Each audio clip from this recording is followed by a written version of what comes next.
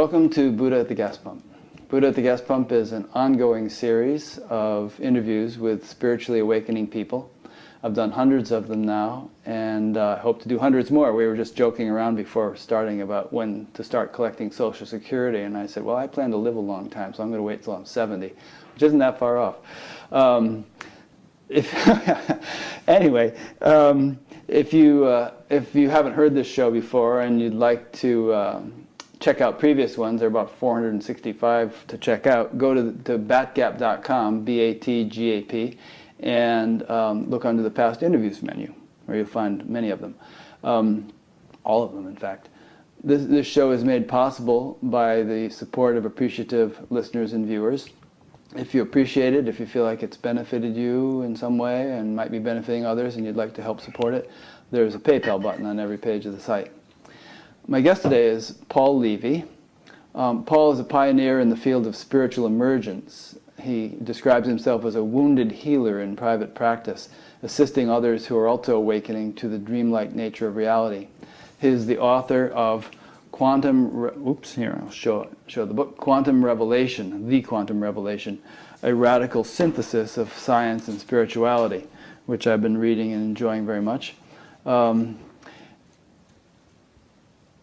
He's also the author of Awakened by Darkness, When Evil Becomes Your Father, Dispelling Wetiko, Breaking the Curse of Evil, and the final book, The Madness of George W. Bush, a reflection of our collective psychosis.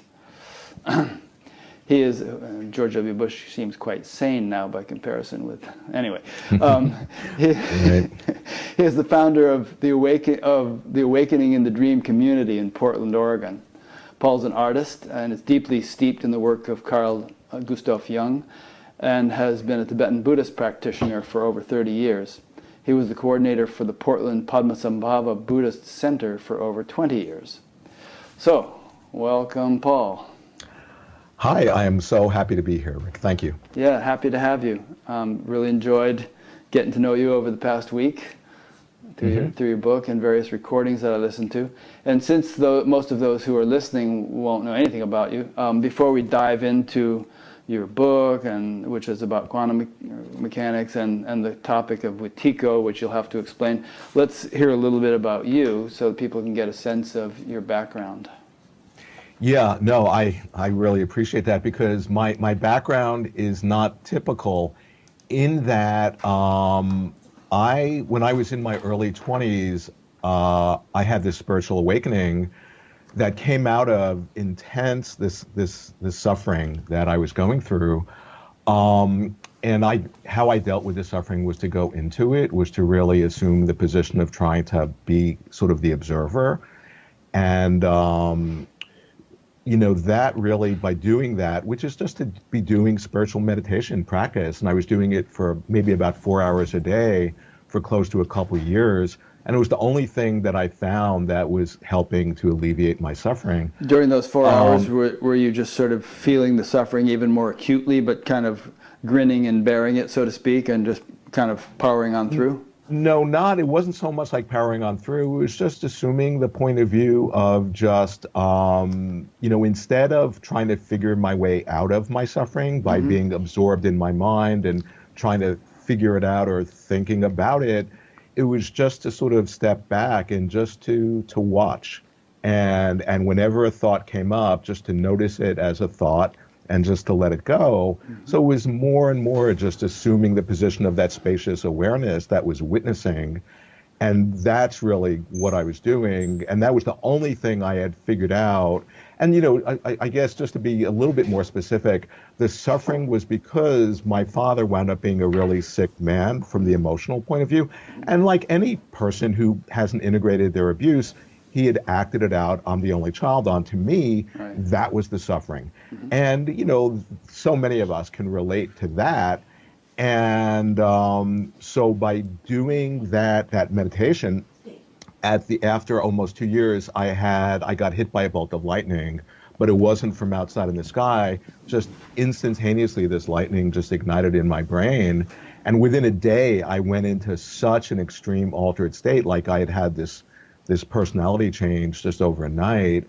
that I got thrown in a mental hospital Let and me let told, me stop oh, you here for a yeah, second. yeah, So yeah. when you So, say bolt of lightning, is that metaphorical, or was there actually sort of a flash of light? I mean, do you attribute that now to some kind of yeah. sudden Kundalini awakening or something? Yeah, yeah, yeah. It was not metaphorical. It was definitely a Kundalini. I mean, that became clear to me, and it was just out of the blue. It was as if an actual bolt of lightning came into my brain and just ignited. But that was the subjective experience. Was all of a sudden just sitting in meditation, and boom, this lightning bolt just ignited in my mind, and it was definitely Kundalini. And then within hours of that happening, what happened for me on the internal plane was I began to see, oh, this is some sort of collective dream.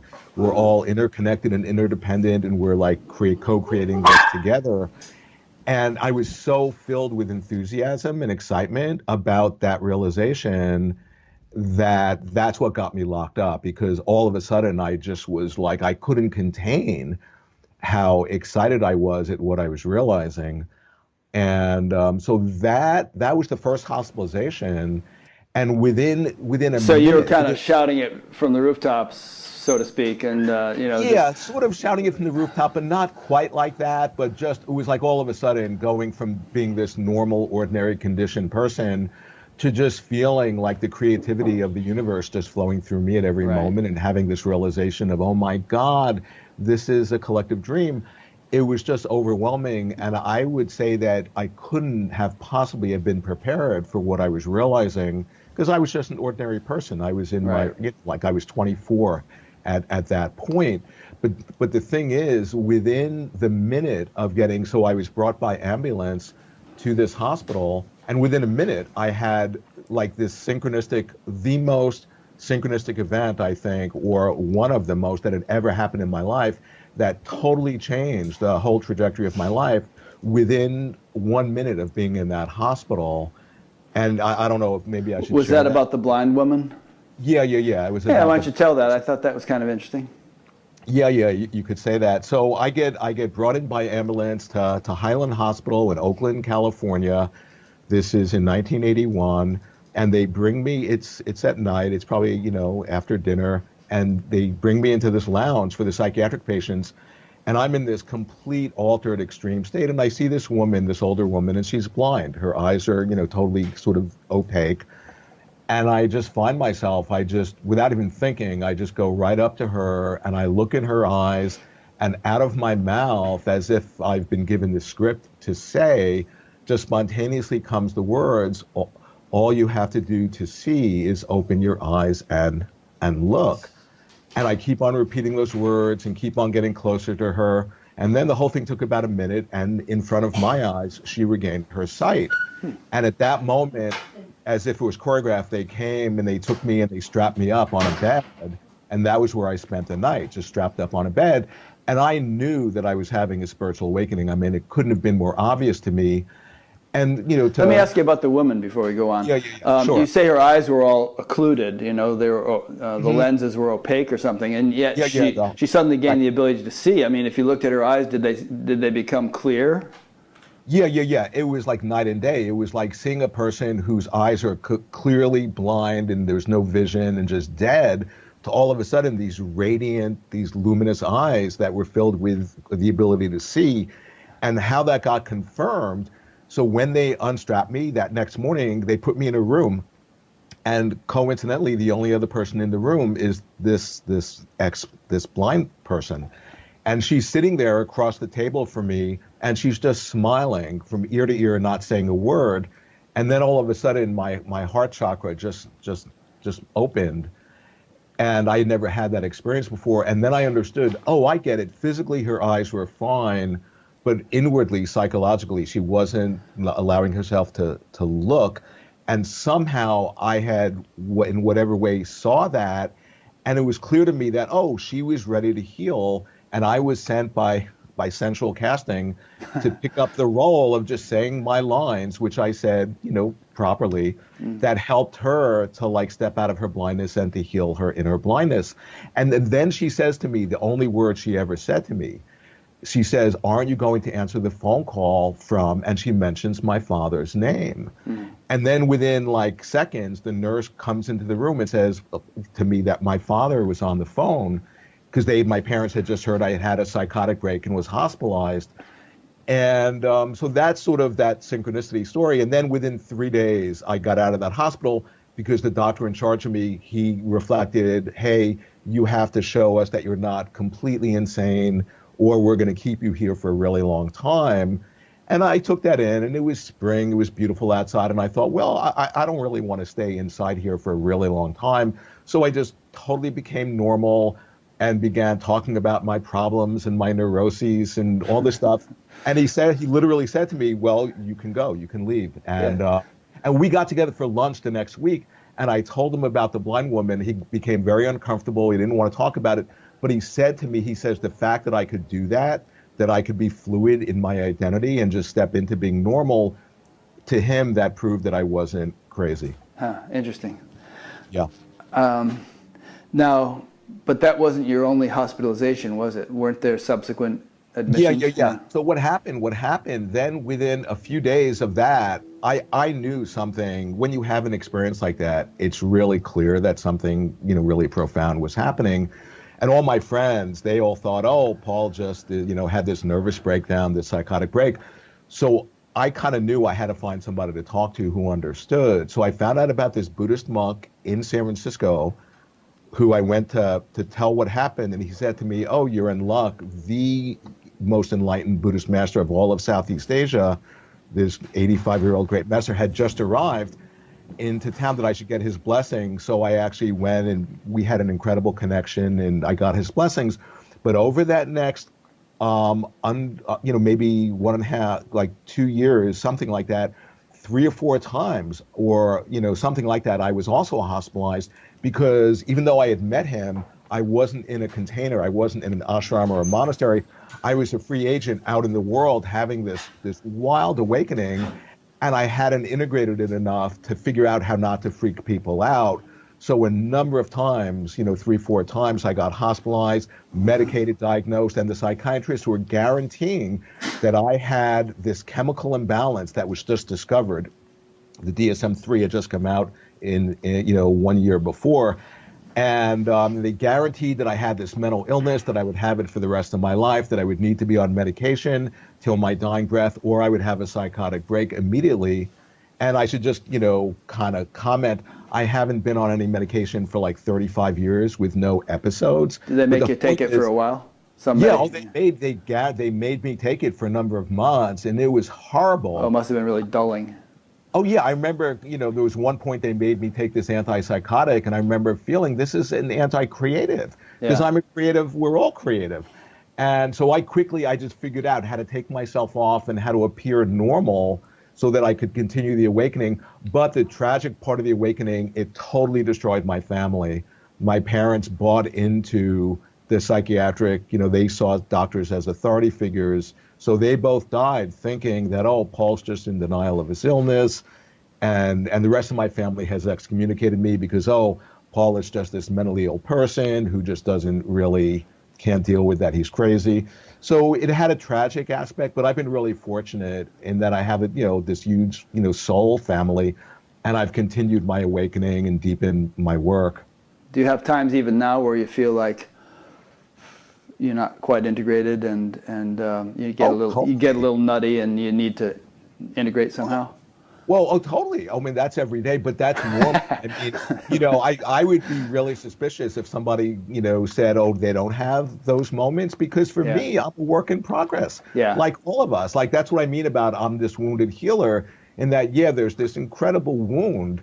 And instead of, being an avoidance of it or doing drugs or drinking or whatever one does to avoid experiencing that pain, no, I sit with that for hours and hours a day, and that's the source of my creative work. Yeah. As far as I'm concerned, and not everybody likes to hear this kind of thing, if you're still breathing, you're a work in progress, and that would include the Dalai Lama and Ramana Maharshi and Nisargadatta and everybody. Absolutely. Yeah. And they actually say that. His Holiness Dalai Lama says, oh, with my altruism, with my compassion, I'm always increasing it. Yeah. It's not like you ever get to the end. Right. And Nisargadatta said, "Forget I am that." That was the name of a book. Right. He said, I've learned so much since then. It's so much deeper. You know, and this was maybe, Yeah. I don't know, 10 years after I Am That was published. So, Yeah, yeah, and if I could yeah. just say one thing about that, because Uh-huh. when when you awaken, you begin to discover that you're interconnected with the field. And think about it, there's this shadow in the field. There's this abuse and wounding and trauma. We're all having PTSD. And as like this sort of like a shaman or wounded healer, like we all are, we're like these organs to metabolize the shadow in the field. So of course, every day we're going to feel a little bit like out of sorts. But then the question is, how do you carry that? Yeah. I have a friend who said recently that she felt like she had somehow worked through her individual karma. I don't know if that's true or not, but that she felt that she was kind of now taking on collective karma and processing that. In fact, I've interviewed and spoken with a number of people who said things along those lines. So, Right. Yeah, yeah. and if we get right down to it, as I'm sure you and I will be discussing, there's, where does the individual end and the collective begin? It's like you can't find a demarcation point. Exactly. Totally. No, Yeah. that's exactly right. 'Cause as you were saying that with your friend, I was like, yeah, it's not this like, a chronological process. Oh, now I've emptied out my personal karma. Now I need to deal with the collective. It's really hard to find that boundary between the two. Yeah. Okay, so you've written a number of books over the years, and I imagine those books in themselves are sort of symptomatic of various stages of development that you've undergone as your experience and understanding have matured. And so, you were just relaying some stuff that happened in the early 80s. Before we get into the meat of your book on quantum physics and perhaps into a discussion about Wetiko, what would you consider to be some significant points that people should know of what has transpired over the last 30, 40 years? Yeah. Well, that's a really good question because in 1981, that was when I began to have the realization that we're having this collective dream. And that insight, I've just been continually integrating that insight, and it's been, just ever like this deepening insight. And that led into the work with like the Wetiko idea, which then led into the quantum physics thing. And all three of those, this being a dream, Wetiko, and quantum physics are all interrelated. Okay. And I guess one final thing that ties them all together is that if I hadn't connected with being creative, with finding my creative voice, then I would have been in trouble. Then I would have really, I don't even want to think about what my life would have been like with that.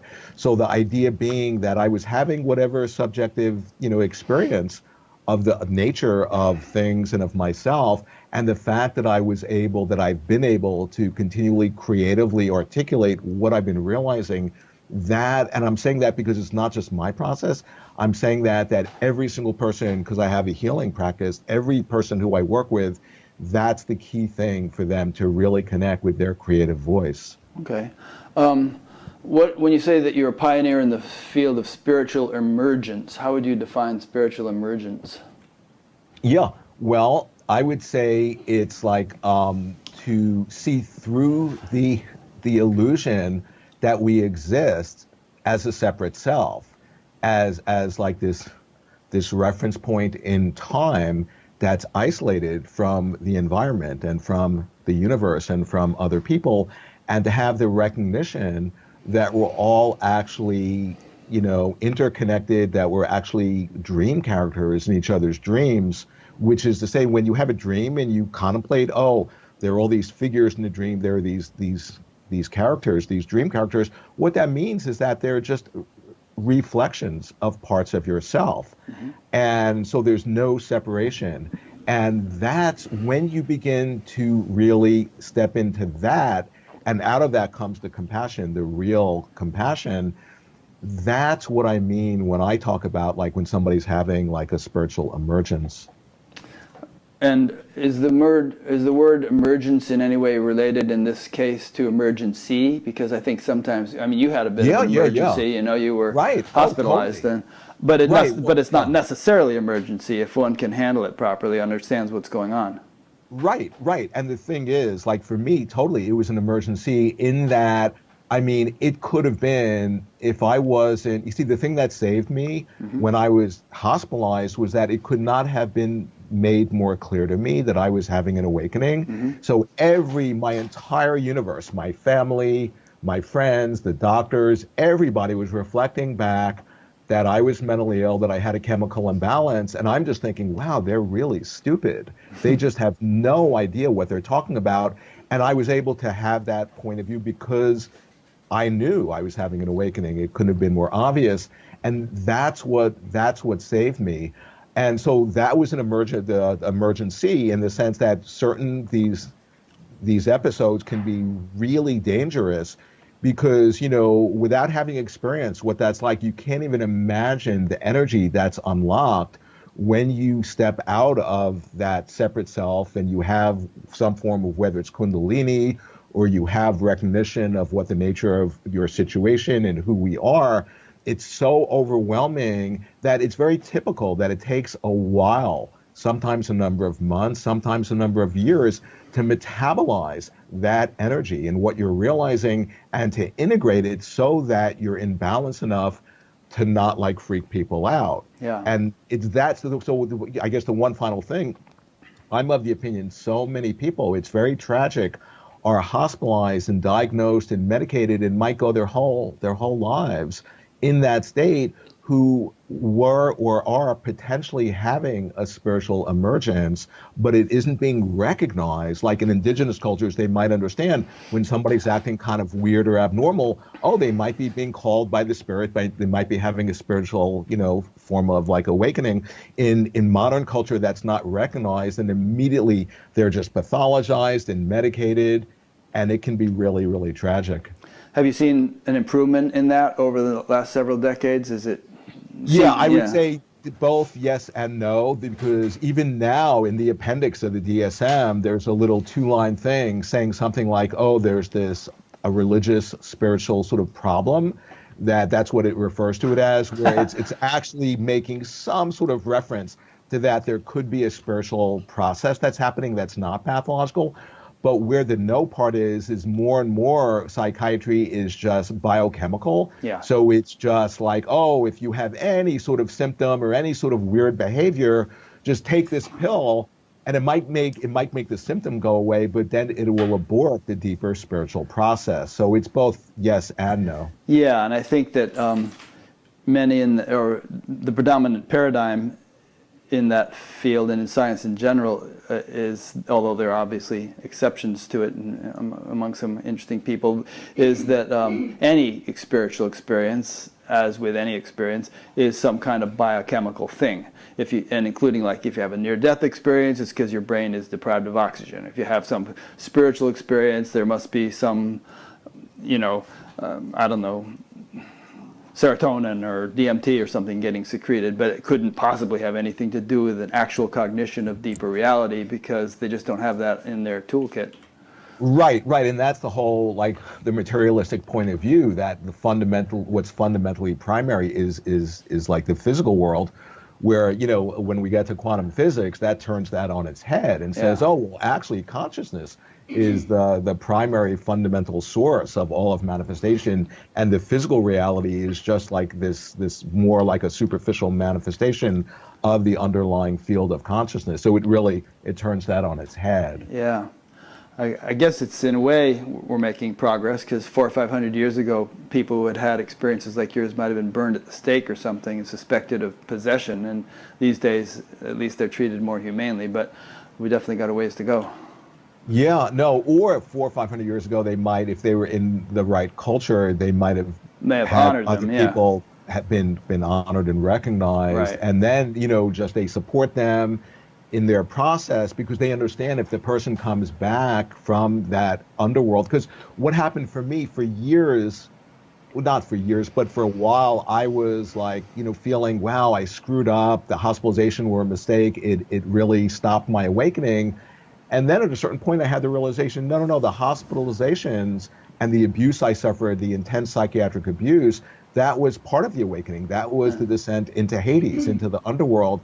And as soon as I was able to reframe that then, well, that's how it showed up in my experience. And then it became part of the perfection of the awakening. Good. Um, we've thrown the word Wetiko around a few times. Right. Unless there's something you want to say to kind of wrap up the stuff we've just been saying, No, no, shall no, we that's shift into fine. that? No, totally. And the Watiko thing is like, so one other way I could describe my awakening process. So I was saying, oh, I was recognizing the dreamlike nature and we're collectively having this mass shared dream and we're interconnected. The other half of that is that I was having this direct encounter with archetypal evil. And whether it was through my father being the instrument or psychiatry, but I was beginning to have the recognition there was like almost like a higher dimensional field that had a real dark side to it. And I was fortunate, and I'm like it goes back to, yeah, I'm still like this work in progress, or really assimilating what I'm being shown. But that darker side, that's like in like the tradition, like indigenous Native American tradition, that's what they call Watiko. It's the spirit of evil.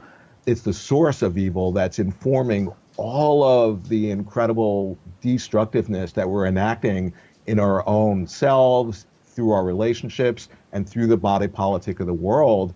And it's informing that, that we're actually enacting this collective form of suicide. And so the idea of Watiko, it's like this cannibalistic spirit that, to the extent that we're unaware of it, we just literally become taken over by it, and it's informing our self-destruction. But what I point out is that encoded in Watiko, it's actually helping us to evolve. It's helping us to wake up. That if it didn't exist, we would actually have to invent it, because it's actually a catalyst for our collective awakening. And that's what my book about Watiko is about. You know? I just want to interject and remind viewers that if you're viewing the live interview and wish to submit a question, you can do that on the upcoming interviews page at batgap.com. There's a form at the bottom. I was listening in the last couple of days to an interview by Krista Tippett with Cory Booker, the senator from New Jersey, and fascinating interview. I recommend that people listen to it. But he was saying that we kind of live in Shiva times, and Shiva is said to be the destroyer in Hinduism. There's a lot of that, a lot of destruction apparently taking place. But Shiva is not portrayed as a bad guy in Hinduism. He's portrayed as one of the necessary three main influences. There's Vishnu, the creator, Brahma, the maintainer, and Shiva, the destroyer. And the three kind of change their balance as time goes on, and sometimes destruction becomes predominant, but it does so as a precursor to a new unfolding of a higher level of society, or whatever is coming forth. Right. And I mean, that's really interesting to me because, of course, as a creative person, and any creative person, they know this, there's such a fine line between the creative and the destructive. And it's almost like, we tap into this deeper transpersonal energy. And if we don't channel it in a constructive way, then it gets enacted, unconsciously in this destructive way. But I just want to contemplate what you just said about Shiva and the destroyer. Because what I point out in my book is that, yeah, we're destroying ourselves. There's no question about that. And yet, I go, encoded in that process of self-destruction, it's the way that we're teaching ourselves how to not destroy ourselves. And I point out that we clearly haven't gotten how to not destroy ourselves, or we wouldn't be destroying ourselves. So the actual act of destruction, it's the medium through which we're actually helping ourselves to wake up. But if we don't get the message that's encoded in our acting out, our self-destruction, then we're really going to destroy the biosphere and ourselves. Yeah. And I mean, there are plenty of individuals who destroy them, or are on the path of self-destruction, and at a certain point turn it around. I was one. But obviously, as the headlines are constantly telling us, there are many who don't turn it around. They die of an opioid overdose or whatever. Right. And right. So collectively, societally, it's not necessarily a done deal that we're going to sort of turn it around. And some people are quite pessimistic about it. But there's definitely a lot of things that probably shouldn't continue to exist if we're going to have a more enlightened society, and perhaps those are self-destructing. I don't know. What are your reflections on that? Yeah, well, I mean, it feeds into like the quantum physics thing, because the quantum physics book and the idea of like Wetiko, they're really interrelated. And I talk about, Wetiko in the quantum physics book. Quantum physics points out, we've been entrained to think certain things are possible and then other things are impossible. And quantum physics has enlarged the scope of what is possible to the point where, like, because as an example, so many of us, it's so easy to fall into despair and pessimism about, oh my God, we're destroying ourselves, things are just getting worse, there's no hope. And then we assume the point of view of pessimism. And I would point out, well, if you have the pessimistic point of view, then you're actually going to, you're going to invoke a universe that's going to confirm that point of view, which, makes you more entrenched in your pessimistic point of view. So then you're actually complicit in the very destruction that you are reacting to is seemingly outside of yourself. But what quantum physics is pointing at is that, for example, it might be, really unlikely that our species is actually going to have a collective awakening, but it's possible. Yeah. And in quantum physics, it's saying as long as it's possible, that means that it can actually happen in this reality. So don't close off that possibility. And when you actually just assume that it's actually in the realm of possibility that a sufficient number of humanity is going to awaken that will catalyze this global awakening, that instead of being complicit with the evil that's playing out, you then become an agent of the light. You then make it that much more probable that that is what's going to happen. And that's the power of our dreaming of it's the incredible, invisible, untapped power that we have in our minds to actually help to invoke the very universe that we're inhabiting. Yeah. Well, I think it is happening, as evidenced by my show, for instance, and others like it, where every week I interview another person who's having some kind of spiritual awakening or has had one or something. Right. That's a perfect example. Yeah. I don't think I could have done this in the 1950s. Even if we'd had the internet and Skype, those people weren't there to find so much. Exactly. I just want to say that point is such a great point, because it's so easy to focus on all the negativity. But yet people I know who are really awakening in a genuine way, they're all optimistic and one of the main reasons is exactly what you just pointed at, because they'll say, yeah, there are so many people around the planet who are having a spiritual awakening. It's almost like a compensation for the darkness. Like, think about the unconscious. When we go to sleep at night, if we're like, having this one-sided point of view, the unconscious will compensate and show us the other point of view to bring us more in balance. So it's almost, or it's not almost, as if it is like that there's such darkness in the world that the compensation is that so many individual people are actually having spontaneous awakenings. And the point for me is, what if we actually, which is what's happening in the show, for example, what if we actually connect with each other who are awakening, and then we can conspire to co-inspire. We can help each other to deepen the collective awakening as we put our collective genius and activate our collective genius in a way where we can actually help each other to wake up. Yeah. Now, whether this collective awakening that we're seeing gets the upper hand or not remains to be seen. Because we're really talking about a tiny fraction of the world's population. But yeah. Go ahead. Yeah. So I was going to say that's true. But one way to think about it that I think is a beautiful image, it's like if you have a glass of water with if you add here's a grain of sugar, you add grain after grain of sugar and it'll just dissolve into the water up until it reaches the saturation point. Then you add one more grain of sugar and a crystal will spontaneously manifest. In the same way, any of us in this moment, having the recognition of the dreamlike nature, seeing our shadow, connecting with compassion, could be that grain of sugar that precipitates a global awakening in the entire universe, because we're not separate from the field. This is a non-local field that transcends third-dimensional space and time. And any one of us having any sort of realization could be, or actually is, that grain of sugar that's getting deposited into the collective unconscious of our species in a way that could really, like I was saying, could precipitate this worldwide global awakening. Yeah, and in physical phenomenon, there's the phrase phase transition, and Yeah. a simple, obvious example is the boiling of water.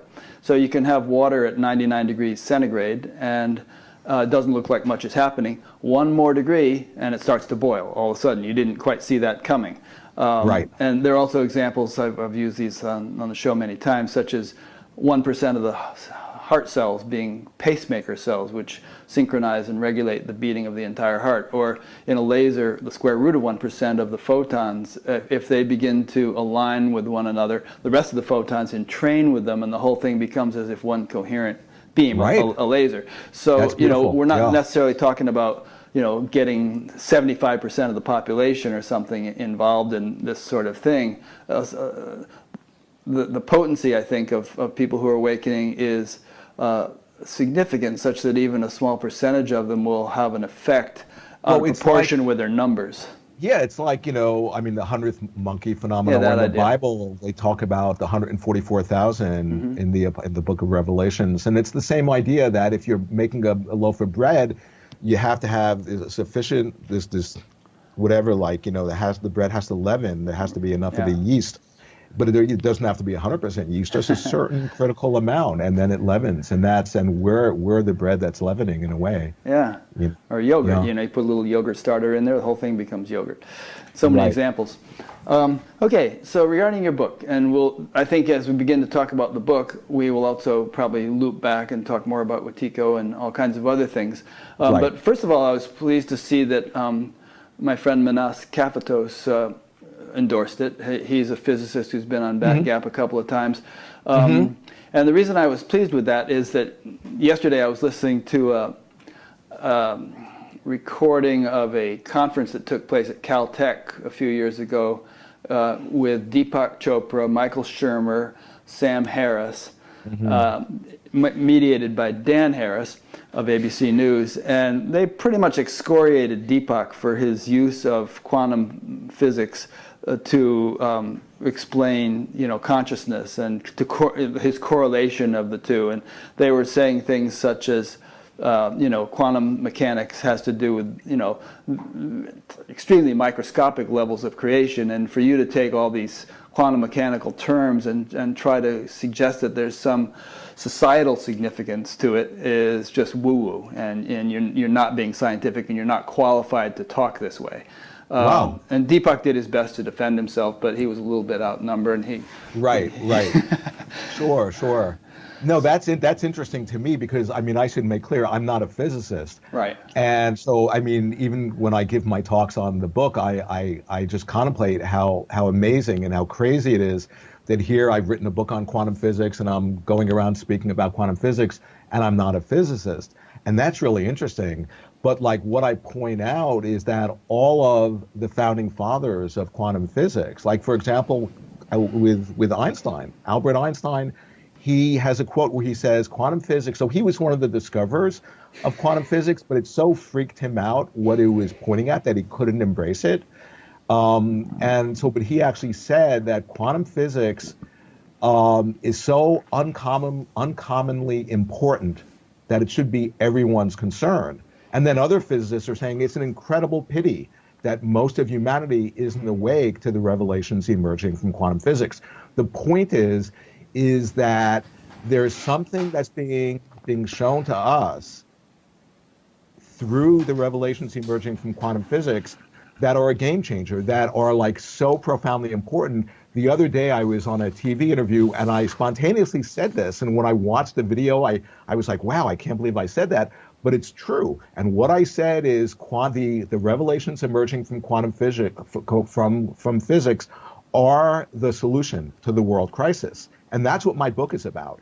And so what I'm pointing at is what is the meaning, because we've developed this incredible technology, that's changed the course of history. It's changed our world through quantum physics. But the real, the real founding fathers and the cutting edge quantum physicists are saying that's the low hanging fruit.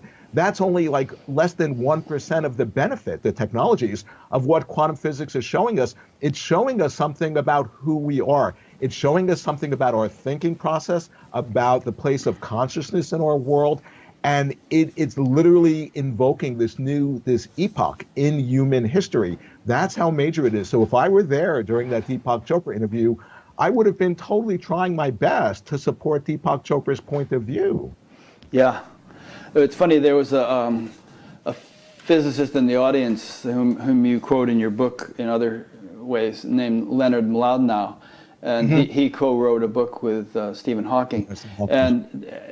And so he got up on the mic and said, Deepak, I'd like to give you some lessons in quantum mechanics. And so apparently Deepak took him up on it, because the two of them ended up writing a book called War of the Worldviews, Science versus Spirituality. And in it, the scientific worldview is represented by Leonard Mlodinow, and the spiritual worldview by Deepak. And Mlodinow suggests that the universe operates according to laws of physics, while acknowledging that science does not address why the laws exist or how they arise, whereas Deepak says that the laws of nature, as well as mathematics, share the same source as human consciousness. So I guess to summarize, Deepak is saying, and many others, that consciousness is fundamental, and the universe is an emergent quality or expression of consciousness, whereas the opposite view is taken by mainstream science still, which is that material creation is predominant and consciousness is a byproduct of the brain. But as you're suggesting, if scientists as a whole really understood quantum mechanics, I think that they would have to adopt Deepak's point of view, or at least some. No, totally. And the thing is, I think of some of the greatest quantum physicists of the last century. There's one who says the only law in physics is that there is no law, that any law you have is changeable, is mutable. And so you see, the thing about the typical physicist, they go to physics graduate school, they get their PhD, but they're not trained, to how do they deal with, because it's such a taboo thing in academic corporate physics, to talk about what about consciousness? Yeah. As soon as you mention where consciousness, one of the ways of understanding quantum physics is that consciousness intruded itself into the physics lab. And this isn't what the typical physicist signed up for. They don't know how to deal with it. So if you mention that, the idea of consciousness, the typical response is shut up and calculate. That's right. the real famous phrase. And the whole point is that there is an edge. There's a taboo against inquiring into, wait a second, it's clearly a factor in the equation of the universe, i.e. consciousness, what to do about it. What I'm interested in, and I talk about this in the book, is that physicists have this incredible unconscious reaction against the implication of their own theory, that, in other words, consciousness is part of the universe. And I'm interested in, what is the physics of that? What is the physics of that internal psychological reaction? Because it's a way into understanding that psyche and soma and the world and physical matter and spirit are actually not separate. That's what my book is about. That you actually, when you go down that rabbit hole far enough, in a particular way, with open eyes, really trying to integrate all of the data, you invariably get to the point where you discover that that the opposites, this is an alchemy, the coincidentia oppositorum, that the opposites of spirit and matter are indistinguishable. That you actually can't separate them, and that actually separating something that is inseparable in its nature is the very source of all the world crises that we're struggling with. Yeah, I want to go into that more with you. You've probably read Thomas Kuhn's The History of Scientific Revolution. The whole paradigm stuff. Yeah, the paradigm shift thing. And so a paradigm is a worldview, and people tend to get calcified in a certain worldview that works for them, that they've been trained in, that their livelihood depends on, and so on. And they're resistant to changing that worldview because it takes a lot of reshuffling to do so. And so the thing that usually changes worldviews is anomalies, to use Kuhn's term, and things that just don't fit the paradigm. And the anomalies sort of have to gain a certain critical mass before the paradigm can shift. So, I mean, how do you see, or what do you see Yeah. as the stage of that shift Yeah, right now? yeah, for I mean, sure. to what Totally. extent are the anomalies really impinging upon, the physics community or scientific community in general? Yeah, yeah, Or, yeah. yeah, you got Totally. the Well, the question. thing, right? And I would just want to contextualize that, the thing about quantum physics, it didn't emerge out of a void. It emerged out of like Newtonian physics, just as classical pre-quantum physics. Hmm. And the way of characterizing classical physics is that they actually thought that this universe objectively existed independently of the observer, and that we were just passive observers who were trying to figure out this objective world. And what quantum physics has absolutely indisputably proven is that there is no such thing as an objective world. To talk about an objective world separate from the observer is nonsense. That they've actually proven again and again and again that the act of observing actually influences the world observed, that the observer, the thing observed, and the act of observation are interconnected, inseparable parts of one quantum system, that you can't separate that out. Now, that's the portal. In my book, I really contemplate that, because that's the portal to really understanding, in a way, what quantum physics is showing us. Because in essence, what that's showing us, quantum physics has proven indisputably that this is a dream. And that's what I'm an outsider. I'm not a physicist.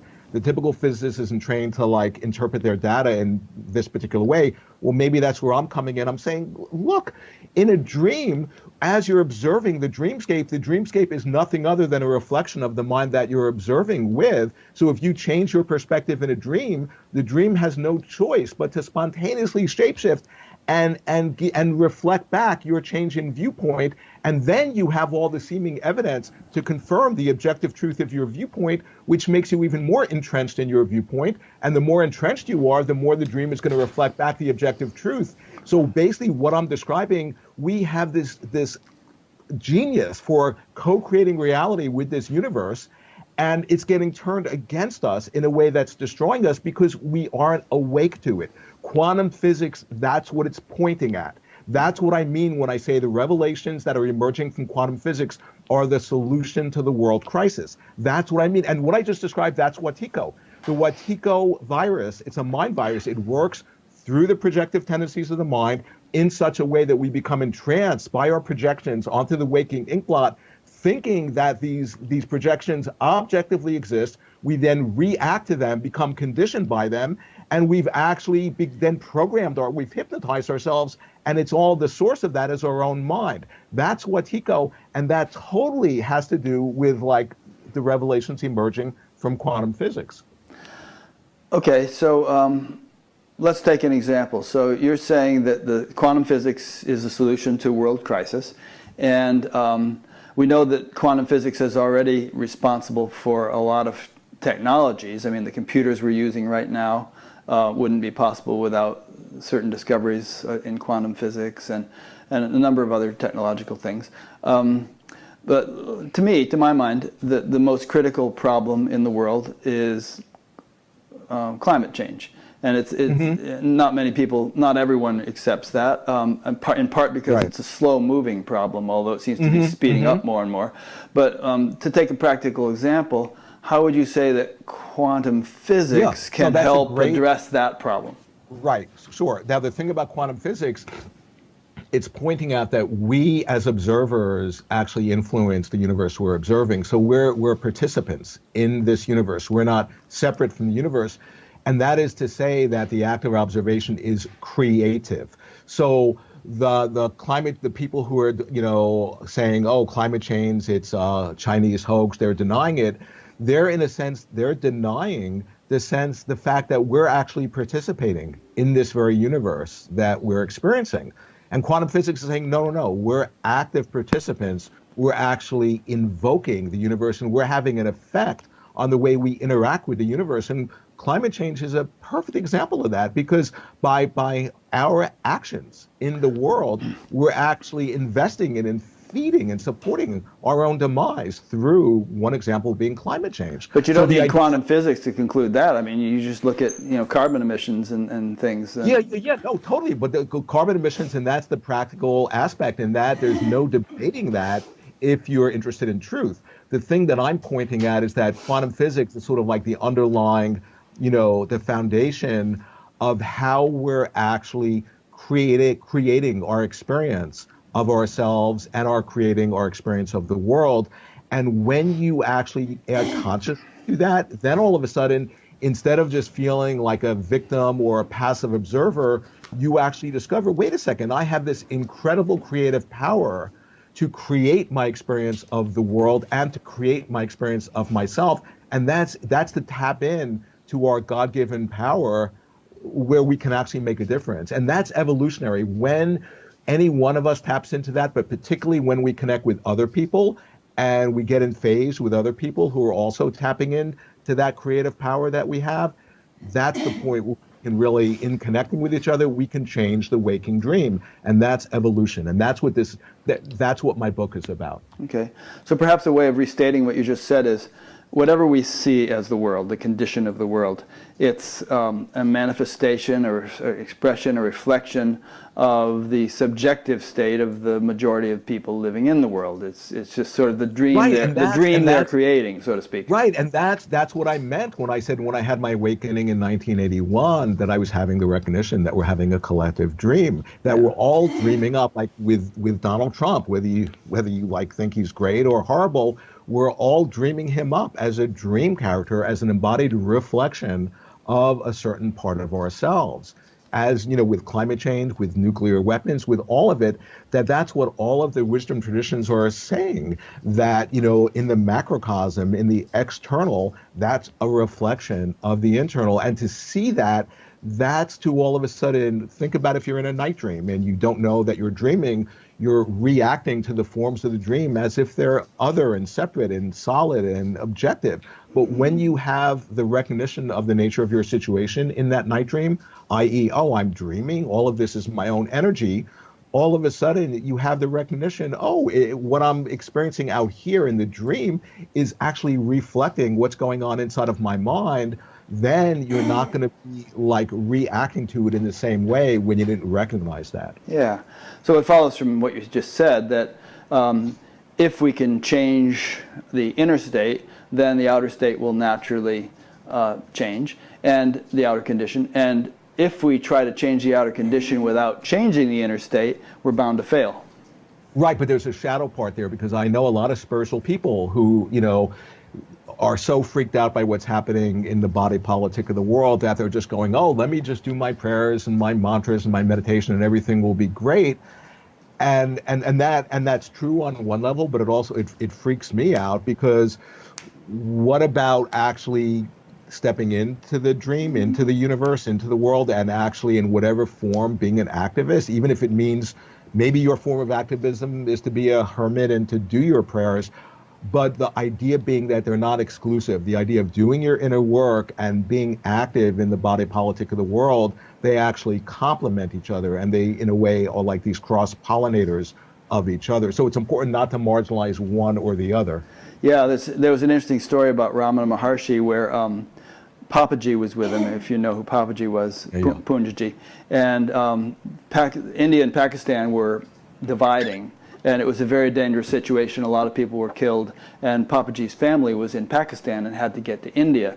And Ramana said to him, well, you should go, help him get out of there. And Papaji said, well, isn't the world just an illusion? It's only a dream, why should I bother? And I forget how Ramana phrased it, but it was basically like, get out there in the dream and help the dream characters, and not forgetting that you yourself are a dream character, but you can't just sort of brush the whole thing off as a dream and just sit here and marinate in my presence. You have to take action in this case.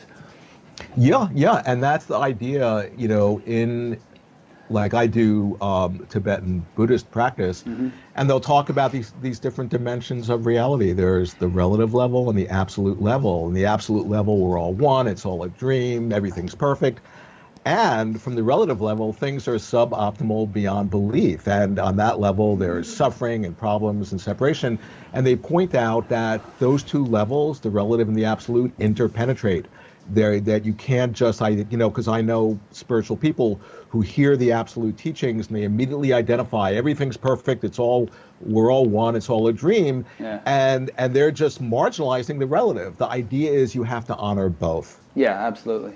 And there's a lot of talk in Buddhism, of course, of compassion and taking compassionate action. I heard a story of a guy who was in India and he got an infection on his leg and he was declining medical treatment. He kept saying, "Well, it's an illusion, no biggie." And and it got to make a long story short, it got to the point where he almost lost his leg and his life before he finally realized that this was an illusion that needed attending to on its own level in order to Yeah.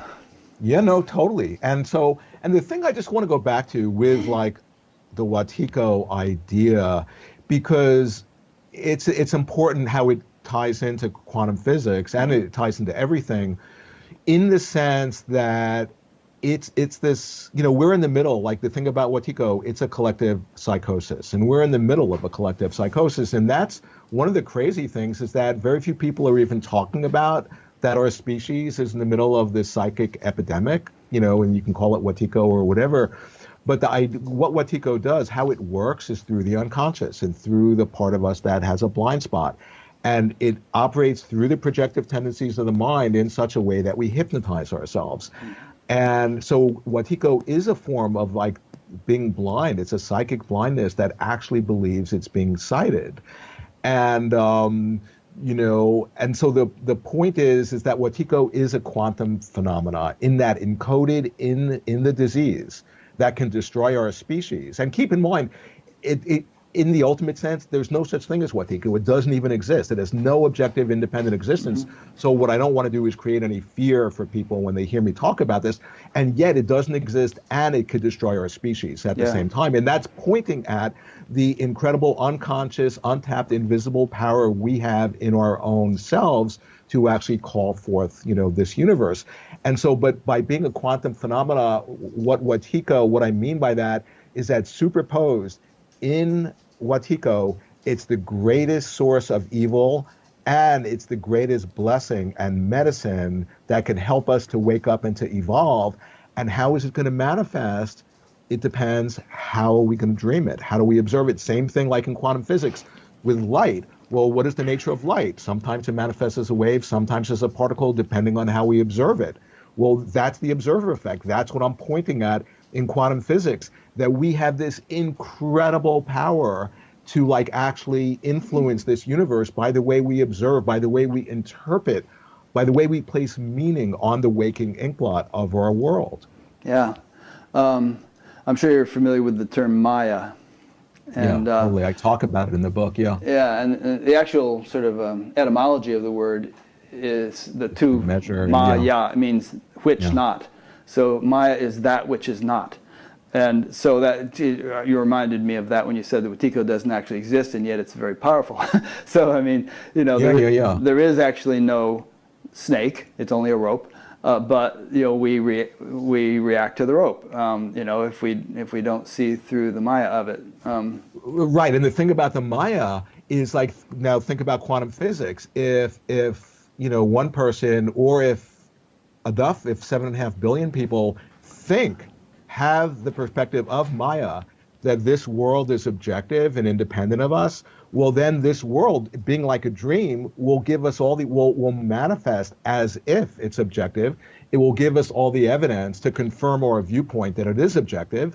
So then we, like I was saying before, become even more fixed in our viewpoint of seeing the world separate from ourselves as being objective. And then, of course, we're actually feeding into the world manifesting as if it's objective. The point being that we then, by the power of our own mind, created ourselves to be imprisoned.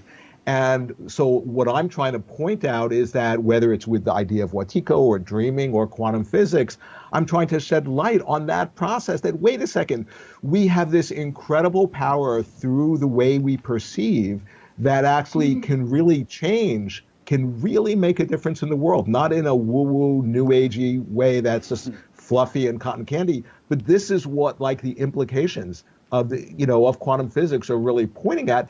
And I point out in my book, this is a game changer. This is the good news of the Bible.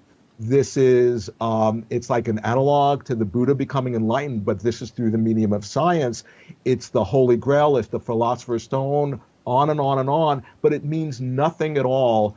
If one person has the realization of it, so what? But if, like, as more and more of us are able to share the realizations that are emerging from quantum physics and really embody it, that's where all of a sudden that the blessing aspect of this discovery enlarges and amplifies and becomes incredibly potent to the point that we can literally change the dream we're having. And that's what I continually, in a creative way, through my imagination, just point that again and again. Yeah, and I think it's really cool that there was a point in your book which I just read. I wonder if I could find it really quick. Yeah, I don't know. But basically the point was that quantum physics, it was talking about how quantum physics is instrumental in bringing about a spiritual revolution or a spiritual awakening in the world. And it would have to be something from science that could do that, because science is by far the biggest gorilla in the room. You know, it's the most influential thing in the world. And so, you know where I'm going with this. So it's yeah. Go ahead and elaborate on that point. Well, the thing about science is the wisdom tradition of the West. Yeah. And and I'm not a scientist, and I'm way more just in my soul an artist and a dreamer, and I do meditation and all that.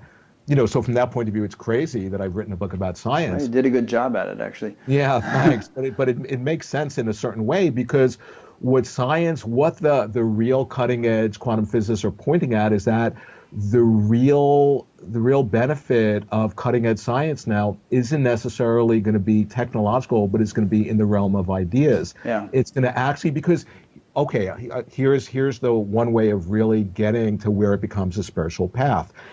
In that, quantum physics is proving that there's no such thing as an objective world. Okay?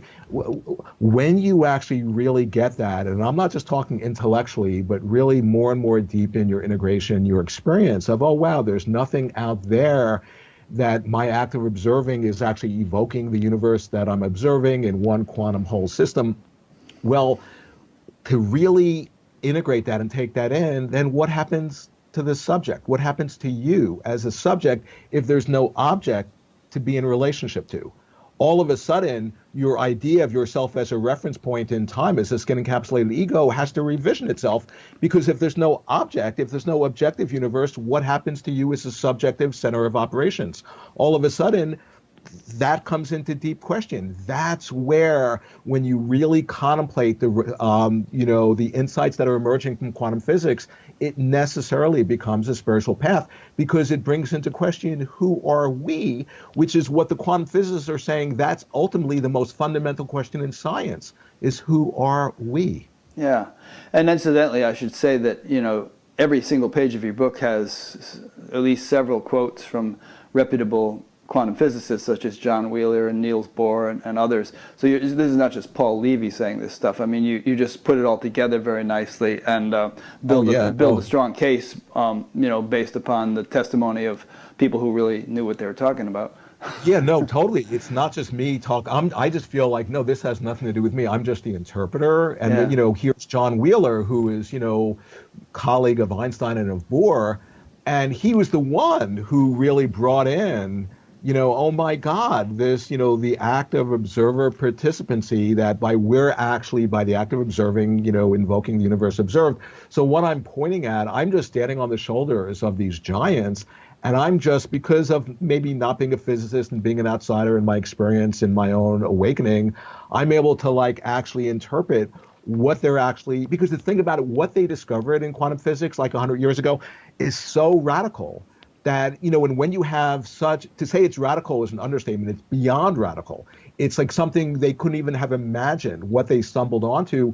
But when you make a discovery like that, it typically takes a century or two to even begin to unpack what is the meaning of this? And Yeah. that's, so here it's been 100 years, and we're first beginning to like unpack and to decode what is the meaning, what is the deeper meaning of what we've discovered in this quantum physics. Because keep in mind, quantum physics, there's one thing that's not in debate that every quantum physicist that they all say, and that is this is the greatest discovery ever in all of human history in the realm of science. That's not up for debate. They all agree with that. It's also, it's never been proven even the slightest bit to have any inaccuracy in any way. So here it is, the greatest discovery in all of human history in the realm of science. And and it's so, me, a lot of other people, not just me, we're trying to like understand, because I've never come across a field where all of the experts, they all disagree on what is the meaning of their theory. And that's actually empowering, because then it makes me feel, oh, well, if they can't agree, what about if I just sort of contemplate it as just a curious person? Because here the quantum physicists are saying this universe, it seems like this classical universe where there's linear causality and all that, but all the quantum physicists are saying this is a quantum universe through and through, that the quantum dimension pervades both the microcosm and the macrocosm, that we ourselves are living quantum entities. And that's like such a radical statement, but that's what quantum physicists are actually, that's what they've discovered. And I'm saying, wow, I'm just a curious person. What is the meaning of that? How does that affect my life? And they're actually saying this affects your life hugely. This is like everything to do with our everyday, day-to-day lives. And that's why in the book, I have like this huge chapter on how quantum physics, it's actually like, informing our relationships and our everyday lives. Yeah, that was part of the thing that Deepak was going through with Sam Harris and Michael Shermer. They were saying, well, yeah, the quantum theory has to do with the world of the very small. It has no pertinence to our everyday lives. But I was thinking of a metaphor. So wrong. I know. I was thinking of a counter argument to that, which would perhaps be: let's say you had a statue that was made of marbles that were glued together, and it looked like a big statue, and you could see it from 100 yards away. Oh, this really cool statue. You might say, that has nothing to do with marbles. It's this great big statue. But if you got up close and started looking at what you'd say, it's only marbles. There's nothing but marbles here, Right. And if I could just because that's such a great point, because say for example, so here in quantum theory, they've discovered that these elementary particles, atoms or electrons or whatever, that the properties they have are a function of our observation, that before we observe them, they're in a state of potentiality with no property per se. The act of observation being creative invokes the particular property, okay? Well, then take it the next step. What if you take off each of the properties to try to find what is the substance that actually the properties adhere to? When you take off the last property, there's nothing there. There's just emptiness. And that correlates to the emptiness. In Tibetan Buddhism, they say that's the nature of the universe and of ourselves. And so one other way of understanding that is that, say, for example, if you actually, quantum physics is inquiring into what is the micro substructure of this universe, what is the building block of the physical world. And they try to find the smallest little fundamental building block. And what they've discovered is that inseparably that gets to the mind, that you can't, that interfacing with what they have found as the fundamental building block of the physical world is consciousness. So they get to the same place when a meditator goes inside of their own mind and contemplates their internal process of the psyche. They also get to that place of consciousness as primary. So quantum physics, in inquiring into the microstructure of the physical world, and Buddhists or any spiritual tradition who contemplate the inner workings of their own mind get to the same place, which is consciousness. And so quantum physics is basically saying that you have to factor in consciousness into the equation of this universe, that there's no getting away from that. And of course, a lot of corporatized academic quantum physicists who aren't, trained in that way, they're having, an incredible reaction. No. What we need, what's only real is what's measurable and all this stuff. Well, consciousness is the actual underlying substructure in which measurement happens. So it's in a way the eye can't see itself. That's kind of like the dilemma we're in. Anyways, I could go on. That's good. I mean, it's rather, there's a lot of hubris involved in saying that what's only real is what's measurable, because, it sort of implies that the universe is sort of dependent upon our ability to measure it for what it does. And, I think, I don't know. Yeah, if I get to say one other image Yeah. that just came up, like one of the things that in Tibetan Buddhism, they'll use this metaphor, and quantum physics, they'll use the same metaphor. They'll say, when you look in the sky and there's this rainbow, that rainbow it doesn't exist objectively. It's the confluence of three factors: of light, of there's water, and there's a mind, there's consciousness. You have those three factors in a certain relationship, and you all of a sudden experience inside of your mind the image of a rainbow, but the rainbow doesn't objectively exist. If you take out any of those three factors, there's no objective rainbow, right? Quantum physics is saying that's the nature of this physical world, is like a rainbow. And just what that means is that, say, if the two of us are outside and we're looking at a rainbow, we're not seeing the same rainbow. You're seeing your own private rainbow, I'm seeing my own private rainbow, because we're at different angles. And so the point is that there's no objective world that we're just seeing through our subjective lens. No, there is no objective world. We're each experiencing our own image of what seems to be the world, and that image exists inside of our mind. And the insanity, the Watiko, the collective psychosis, is that we're going to war with each other, and it's based on whose rainbow is actually true, when there is no true rainbow. We all have our own private universe. Yeah. I want to come back to that point, and to the whole point about, whether the moon exists if nobody's looking at it, and the question Right. of if the universe requires observers in order to exist, how did it develop to the point where there were observers? Because it obviously started out as a rather inhospitable place. But before I do that, I want to interject a couple of questions that have come in that are kind of more of a personal nature in terms of people's personal experience. So this will be a Sure. little bit of an intermission here, and then we'll come back to these points. So here's one from Scott in Half Moon Bay, California. He asks, is seeing how I had been living in a world misinterpreted by my mind to the extent that I was divorced from reality, and then as a result of seeing that, finding myself automatically living from an impulse of light from the heart and finding peace, is that the beginning of awakening? Yeah, I would say that's the beginning and the end of it. I mean, that's, that sounds great. How can anyone argue with that, And then the thing I want to say is that for a lot of us, it's like traumatizing to see, oh my God, I've been living in illusion. What I've been thinking is being real. It was actually not what's happening. That can be kind of traumatizing. So for a lot of people, there's like a counter incentive to like look at that and to realize, well, I've been kind of fooling myself and out of my mind. So it's actually so much to Scott's credit that he has this strength to see how he's been fooling himself, and to not just dissociate from that, but to really integrate that realization into the heart. That's to his credit. Good.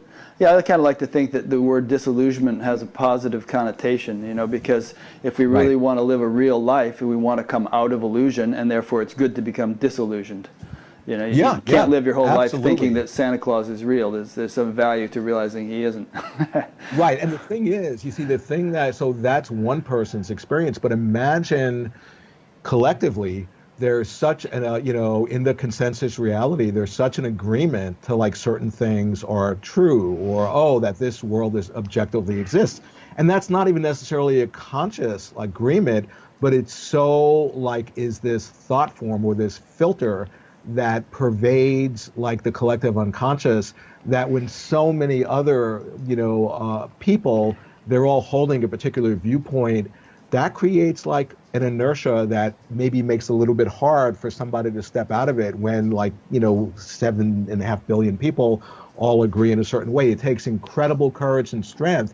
You see, one of the ways, so in the quantum physics book, I talk about that they discovered a disease in physics, and the disease is Watiko, and I actually have a chapter on this. And one way that they articulate this illness in quantum physics is that we just assumed and took for granted that what our ancestors were saying was true. An example being, oh, that this is an objective, this world objectively exists. That's just an assumption that an unexamined assumption that we've just assumed is correct because we have all the evidence that seemingly proves it. And in quantum physics, they said, oh, we found a solution to the disease. And the solution is not take anybody else's idea for reality as being true, to actually be an empiricist and do the experiment yourself, and see what the nature of your experience is. And of course, that's exactly what the Buddha said. The Buddha, when he was giving his teachings, he didn't say, oh, just have faith in me, just believe me. He says, no, no, no, don't take my word for it at all. Do the experiment yourself, to look within your own mind and see if what I'm saying is true. And that's exactly what quantum physics is saying. Yep, important point. I always say, somebody might recommend a restaurant and say it's a really great restaurant, and believing them doesn't nourish you. You got to go and actually eat the food, and then you get some benefit from it. Totally. Yeah. So here's another question. This is from Marie, someplace in the USA. She asks, there are some terms such as the natural state and ordinary mind, commonly used to describe awakened realization, that would seem to imply that from the point of view of awakening itself, it really is nothing special. It's the most obvious, ordinary thing, or no thing. And it doesn't necessarily have anything to do at all with extraordinary experiences, expanded states of mind, kundalini arising, etc. Can you please comment? Yeah, I fully agree. And when I was having with my awakening, like I shared the one experience with the blind woman, but I had many, many experiences that were way more like out of the ordinary, and actually some of them were impossible. The blind woman thing at least was in the realm of possibility. It was an auspicious coincidence of factors. And I would share them with then I met my teachers, these great Tibetan lamas and other teachers, and I would share with them these amazing experiences, and they would just be very unimpressed. And they would say, well, that's just phenomena. Just don't focus on that. Just try to cultivate more compassion. And that was really interesting to me. And so, yeah, what she says, I fully agree with, in that as I more stabilize my awakening, it's the natural state. It's like just who we are, but we don't have the recognition of it. So then when we'll have a thought form's like a dream, we absorb in it, we identify with it, we react against it, and then we're all caught without recognizing the context in which all the content, in which all the thought forms arise. The context is the spaciousness, and that's always there, and that's always pure, and that's always accessible. And it's just a question if we recognize it or not. And then when you recognize it, you just more and more develop the habit of just, abiding in and as that. And then all of a sudden, as any thoughts arise, you don't even have to do anything. They just spontaneously self-liberate. It's the you see in like both quantum physics and Buddhism, they'll talk about it's the clinging onto our each moment of. I've seen this in myself so profoundly over the years, to the extent that I'm not embracing and not recognizing just that natural spacious awareness that is my nature. If I don't recognize that, then I'm clinging to whatever thought form or whatever feeling or body sensation or whatever, and that clinging can take the form of identifying with it, pushing it away, whatever. But that clinging itself then is the root of samsara. So at each and every moment, we have the opportunity to have the recognition of the nature and just to relax in and as that, or to not recognize that, and that not recognizing that is the clinging that then creates the seeming problem. So one final thing, what the Buddha realized, because he was a physician who really cured this disease of like that clinging, which is the source of the suffering. What he realized was that our situation is not problematic, that, here we're creating our circumstance to appear as if it's problematic, and then we try to create the very problem whose source is our own mind, and that is samsara, that is psychic existence. He saw through that whole process and realized, oh, our situation is not problematic, and when you stabilize that, then you can, in a way, just be who you are in a happy, joyful way. Yeah. So to Marie's question, I would say that, there are potential states of experience, either specific experiences or abiding states of realization, that if you were to transition into them suddenly, as you kind of did, Paul, could be quite unnerving and quite overwhelming, and you wouldn't be able to function normally.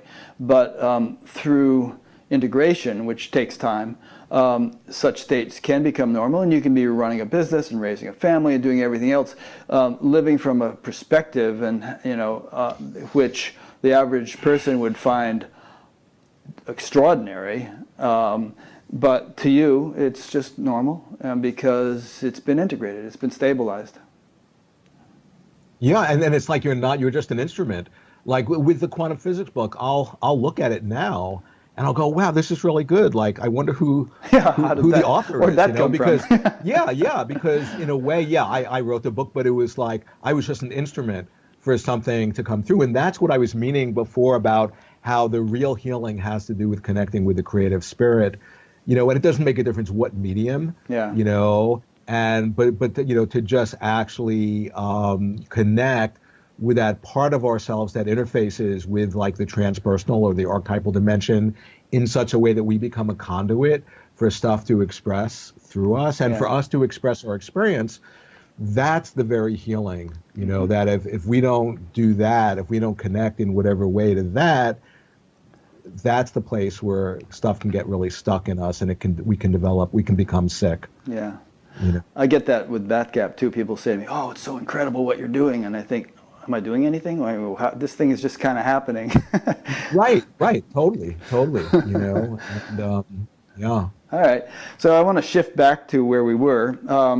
There's this argument. I believe it was Rabindranath Tagore and Einstein had an argument about whether or not the moon exists if no one's looking at it, and perhaps others have had that argument.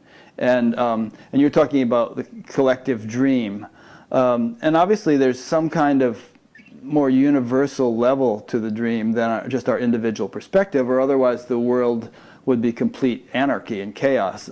Let's say a stop sign. We see a stop sign, we know what it means, we stop at it. Other people see the same stop sign. A bird sees a stop sign and maybe sees it as a place to land. And an ant sees a stop sign through its own perceptual lens and climbs up it or something. Maybe builds a nest in some little nook or cranny of it. So, but that same stop sign is there for all those different forms of life.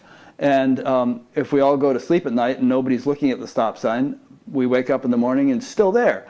So, does the stops, and let's say a million years ago, before there were sentient beings, there weren't stop signs, but there were, or a couple million, 100 million years ago, they were just dinosaurs or whatever.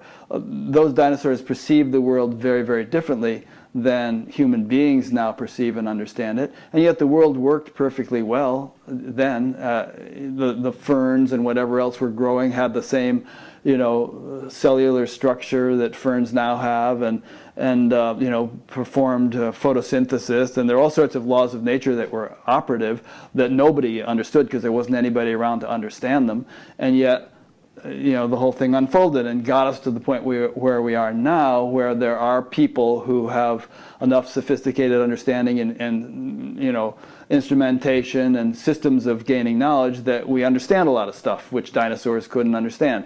So you know where I'm going with this question? It's like, it seems like the universe has evolved over billions of years without there being anyone around to really understand or appreciate it as we now do, and yet it wasn't dependent upon anyone understanding or appreciating it in order for it to evolve as it did. Right. Well, there's a couple of things that come up with what I think is your question. And one of the things that quantum physics really puts into question is, what is the nature of this thing we call time?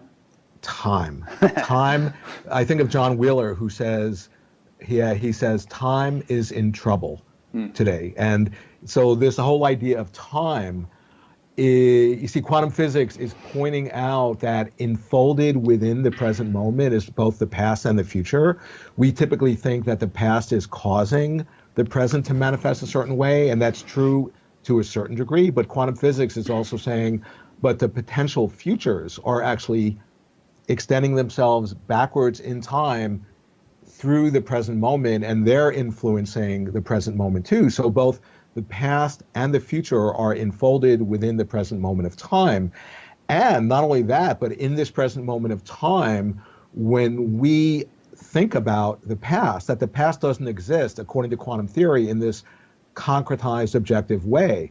But the way we actually consider the past in this moment, in the present, actually determines what we can say about the past. So in some way, so here's the universe, which was given birth to in whatever, however that happened, whether it was the Big Bang or whether it's eternal, and who knows, I certainly don't.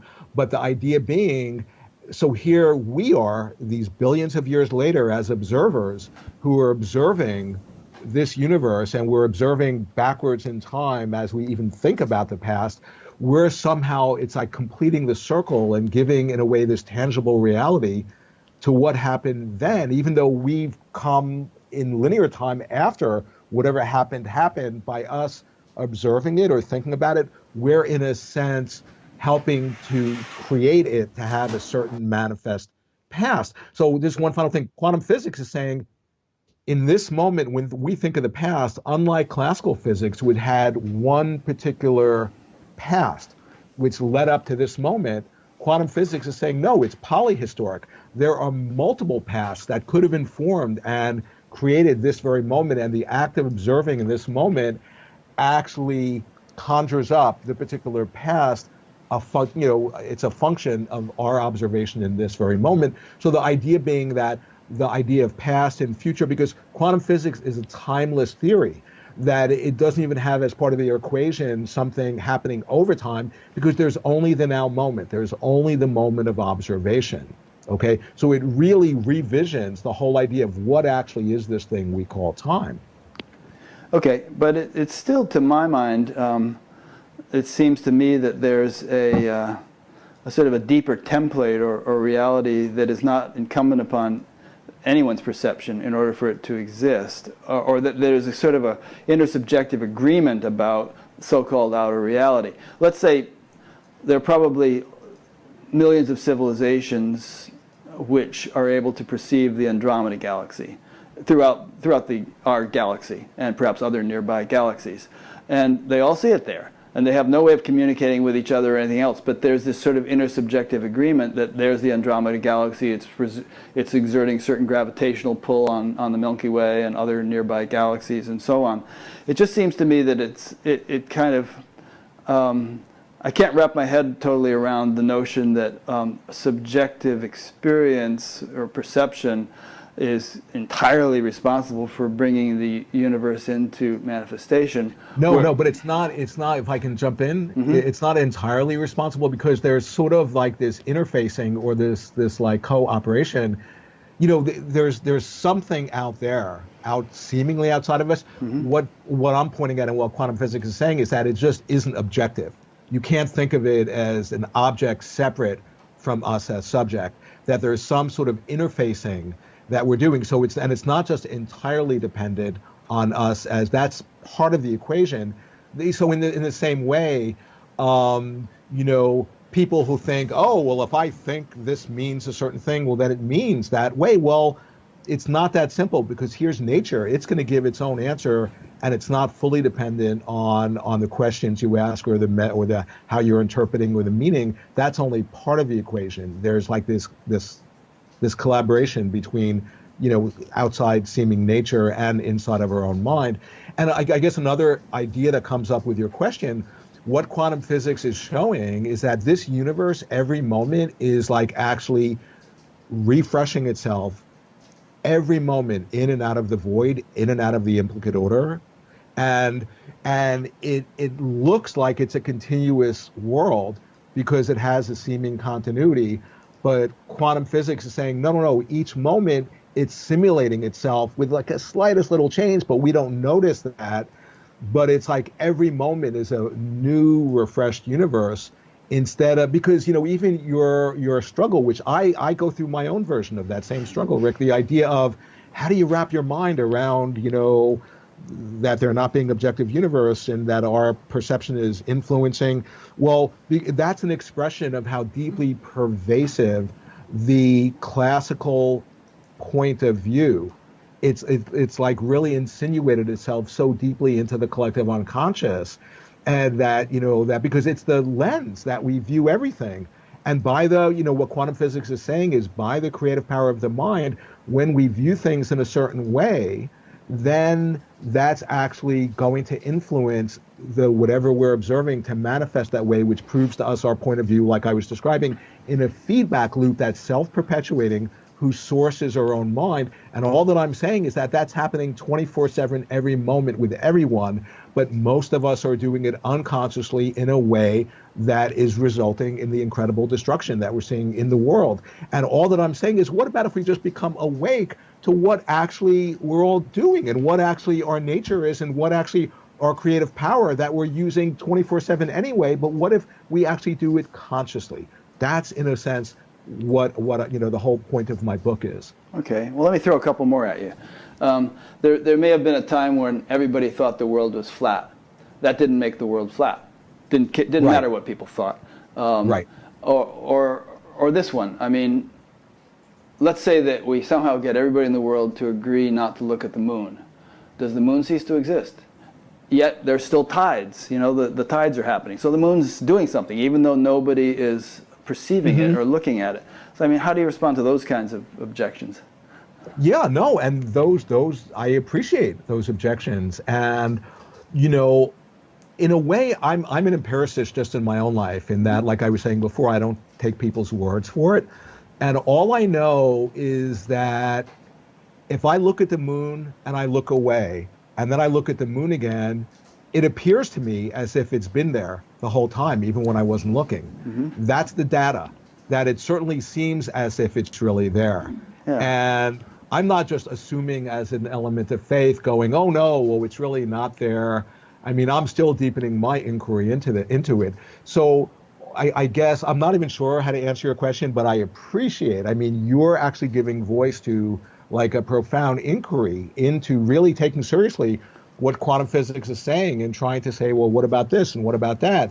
And I'm just not at the point of being able to like help you in that way, but I'm right there with you doing my own inquiry in that. But that's the point, to really, with intelligence, to inquire into and to try to understand what is this showing us. And I'm still a work in progress. I'm not saying, oh, I have any answers. As a matter of fact, one of the most interesting things in my study of quantum physics is all these physicists are saying what's way more important than finding the right answer is asking the right question, and that's really interesting to me. Yeah, I think one thing that might help to resolve it a little bit is that when we get right down to it, there's only just one thing, so to speak. It's not a thing, but it's all one substance, as it were, consciousness. And we are that. The moon is that. All, as the Upanishads say, that thou art, and I am that, thou art that. All this is that, and all that kind of statement. And so it's sort of erroneous to think of individual perspectives,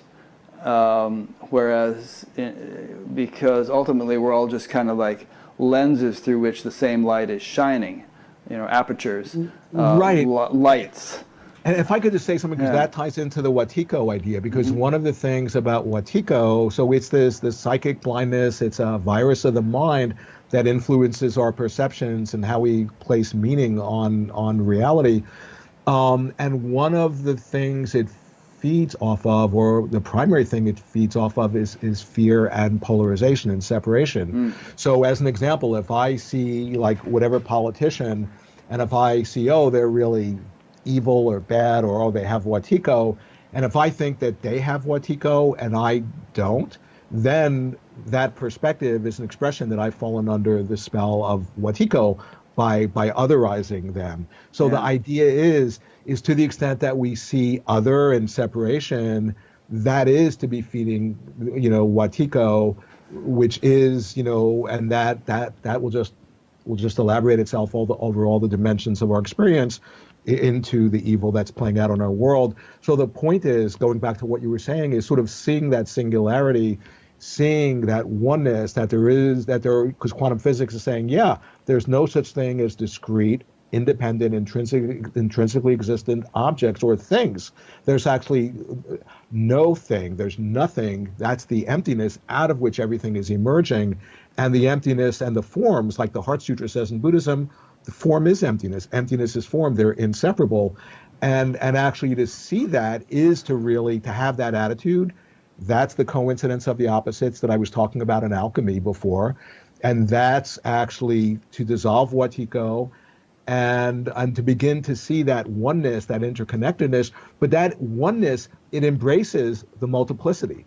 It's not just like, oh, there's not room for multiplicity. No, it's such an all-embracing oneness that it's a oneness that embraces the fact that on one level there is seeming separation, but to not get entranced by the separation and thinking that that's the objective reality or that's to fall under the spell of your own mind. Yeah. One metaphor that came to mind as you were speaking is, the heart cell might say, I hate those liver cells. They're such jerks, I wish they would die or something. But really, it's all one body. And so the heart cell is talking about part of itself, and yet sort of kind of separating in its own mind from... And that's what's happening in the body politic with the people, the 1% or whoever, the people with, the multi-billionaires. They're wanting to just like that heart cell. Just imagine if that heart cell said, no, I want all of the body's nutrients just for myself. Yeah, it'll die. I'm more important. Yeah, the whole organism will die. And that's right. actually what that's we're cancer. playing out. Yeah. And Watiko is it's a psychic form of cancer in that it'll metastasize. It'll take over the executive function of the psyche in such a way that all of the healthy parts of the psyche become in service to the pathogen, to the Watiko pathogen, in such a way that we can appear to be normal, but we're actually feeding the disease. So one way of thinking about it, it's like a tapeworm, a psychic tapeworm, like a parasite that gets into our system. And when you have a tapeworm, it will secrete chemicals where you'll crave food that will feed the tapeworm. The tapeworm grows bigger and bigger until it kills the host, which is you, but it doesn't want to do that too soon, or else it'll suffer the inconvenience of having to find another host. So that's another way of describing Watiko, and I'm pointing out that Watiko, that's informed science, and that's where, in a way, you see, okay, I'm glad I remembered this. Quantum physics is a spiritual treasure. That's one of the things I point at. And in Tibetan Buddhism, there's a lineage where they have this idea of a spiritual treasure. It's called terma.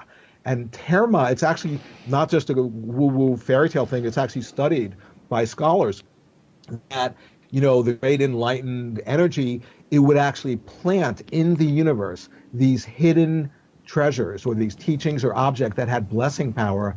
And this enlightened energy would discover the people who are destined to, bring forth and discover the terma, the hidden treasure.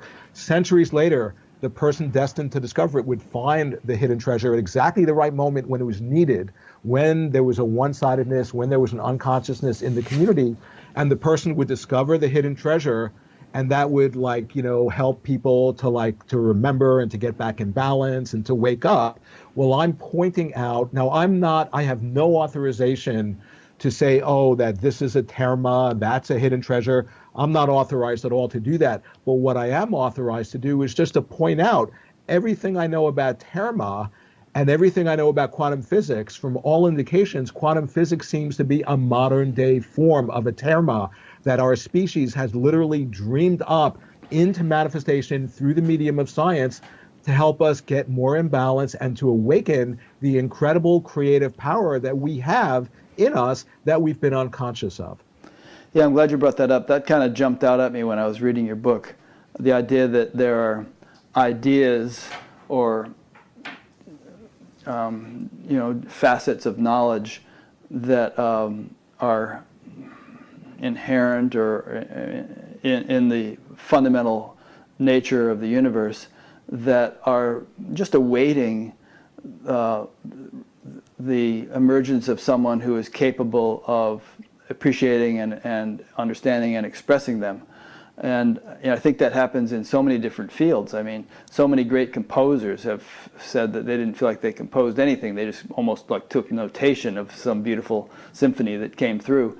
Or people like, I always felt like people like Steven Spielberg or George Lucas or some of these guys, there's something larger than their individual intelligence in the movies they created and the impact that that had on the collective consciousness. It was like an idea which needed to be propagated in collective consciousness, such as the Force, and so this great creation would come larger than just the capabilities of any one man to dream up, because of the oversized influence or impact it has on the whole world. And Einstein, what he came up with in terms of relativity theory and now quantum mechanics, and just we could go on and on all day citing examples of ideas whose time had come, but which already had existed in a latent form, awaiting the opportunity to sprout, just like a seed does in the springtime. Totally. Okay, so I'm back, and I have actually what you just said. I have a response to it, if I may. Yeah. Before you say that, let me just tell you one quick thing. There's a verse in the Rig Veda, which I won't bother with the Sanskrit, and I don't even know if I can remember all the Sanskrit. But the gist of it is that the impulses of intelligence which structure creation reside in the transcendental akasha, the richo akshare, and that those who know that field, those impulses of intelligence support them, but those who don't know that field, they can't do anything for that individual. So anyway, I've loosely translated it, but that's the same concept we're talking about here. Right, and for me, so what that brings up in me, going back to when I was, hospitalized in the psychiatric hospitals, from the psychiatric point of view, it would have been a successful treatment if I would have subscribed to their viewpoint. And just think about the madness of this. And their viewpoint that they wanted me to agree to was that, I'm mentally ill and I'll have this mental illness for the rest of my life and I'll have to be on medication for the rest of my life, which would have completely aborted. I never would have found my voice, my work. I wouldn't have written my books and all that. But I knew that, no, wait a second, something deeper, something beyond myself is coming through me. And not, and of course there's a danger of being inflated and megalomaniacal and thinking, I'm something special. But no, I wasn't feeling that. I was actually just like having the recognition of what you were just pointing at, that there was some sort of deeper non-local field of intelligence that we're all potential instruments for. And when we get out of our own way and let our light shine, that, we all have a contribution to make. It has to do with what is our vocation? What is our mission? Who are we? What are we here to do? And interestingly, that has to do with there's a word, daimon, and the daimon, the guiding spirit or the inner voice, and it has to do with finding the genius and finding your calling and hearing a voice and your angel and all those things. But the point being is that if you don't get in relationship to that daimon, which is a higher dimensional energy that can literally take you over, and then you can become possessed by it, if you don't honor it and get into conscious relationship with it, it becomes a demon.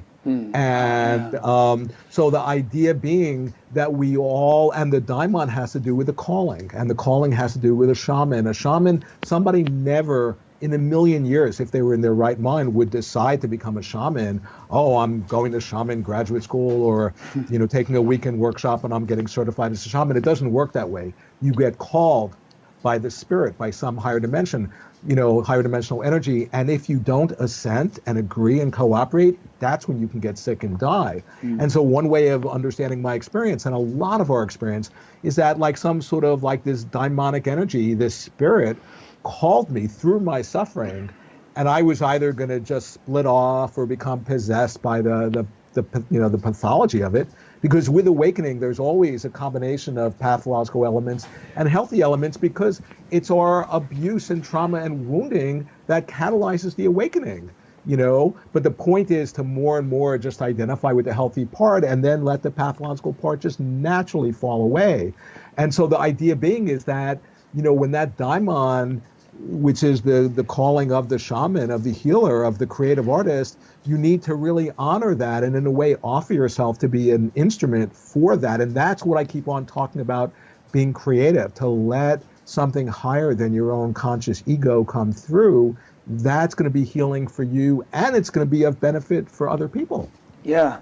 And I think you have to, make efforts to make yourself a fit instrument. It's not just going to happen necessarily. I mean, everybody says, I want to know what my purpose is and all this stuff. But, Jesus said, first, seek ye first the kingdom of heaven, and all else shall be added unto thee. And, Lord Krishna in the Gita says, first transcend the relative field, then established in being, perform action. So there's always this principle of going, kind of pulling the arrow back on the bow before trying to shoot it. Yeah, and the idea of, in Tibetan Buddhist practice, you're continually purifying yourselves to be an appropriate, container and vessel for the teachings, for the realization to come through.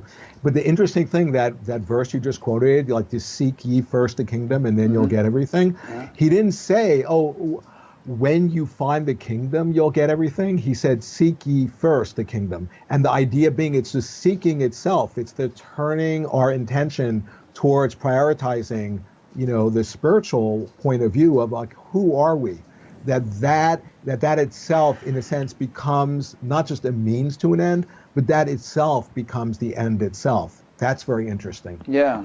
And there's something in my original question which I don't think we've quite addressed yet, which is that there, when I was referencing various scientists and musicians and movie makers and so on who have been conduits for some deeper knowledge to come into the world, it's just the point that there's a kind of a treasure trove of possibilities residing in whatever deep level of creation they reside.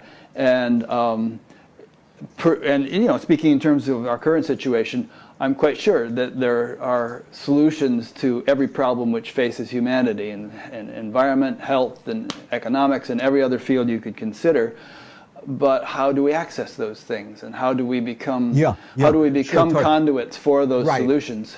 One of the things, and there's a lot of answers or like a lot of perspectives to get into the answer for that, but what came up in me is that, so here quantum physics is pointing out consciousness' primary, this role it's playing in the universe, in the manifestation and the creation of the universe.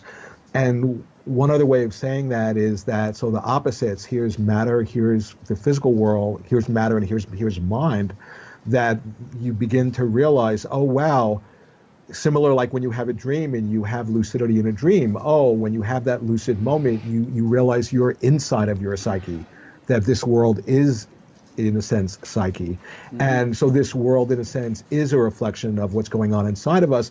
That's to connect with like the deeper sort of like the synchronistic matrix that's always informing things, and that's to realize the dreamlike nature. When you realize that, the dreamlike nature, that's also to see the non-local field, that's to see the interconnectedness, the interdependence, all of a sudden, that's where the compassion comes in. But when that's in a way the one answer for all of those, crises, because the sense that we're not separate, that we actually depend on each other for our survival, that we can actually help each other, that, because to the extent that we're entranced and thinking we exist separate and I just want to get me and mine and all that stuff, that narcissistic, that self-centered point of view, which is a self-propagating idea, and that's like to be under the sway of the Watiko idea.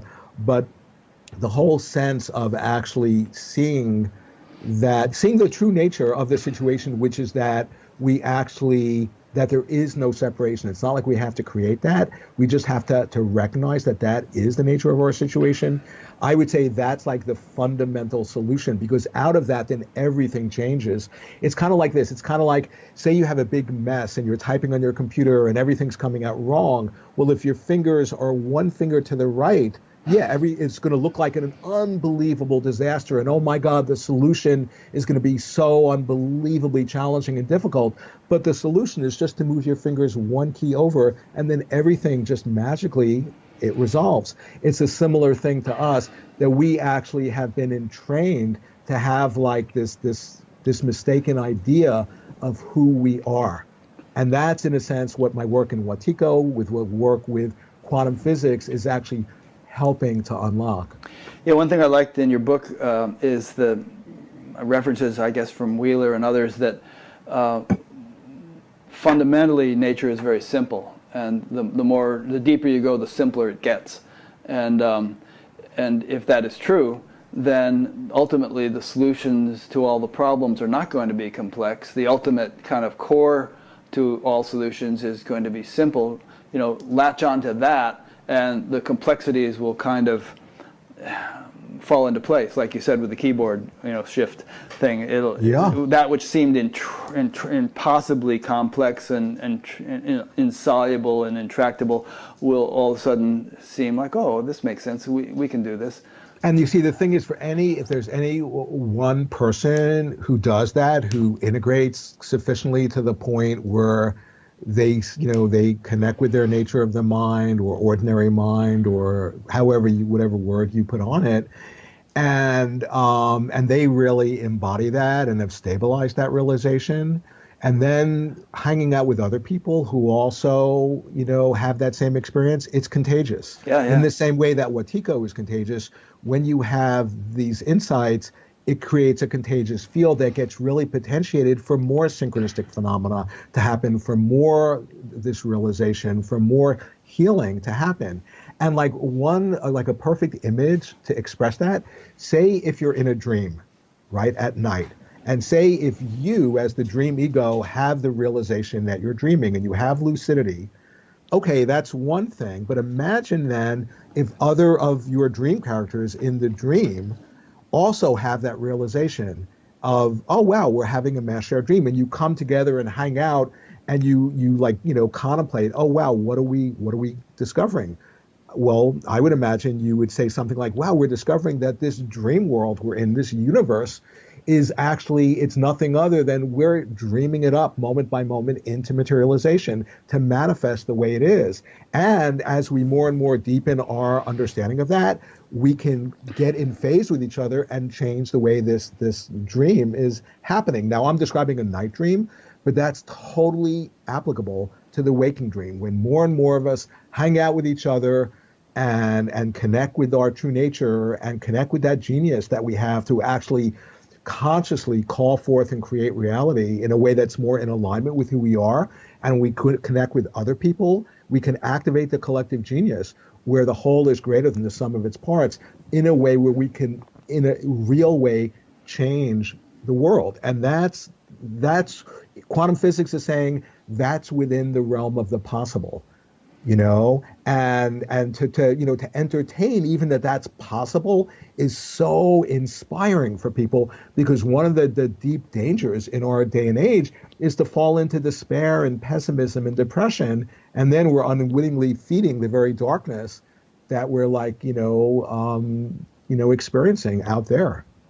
Yeah, when I think about different changes that have taken place in society, such as the ending of slavery, or women's right to vote, or gay marriage, or any number of things, it's sort of like it wasn't top down really that these things happened. Sure, laws were enacted and the Emancipation Proclamation was signed and so on and so forth, but it seems like there was a shift in collective consciousness, which then made it possible for politicians to pass the laws. Right, and that shift in collective consciousness, that started with the individual.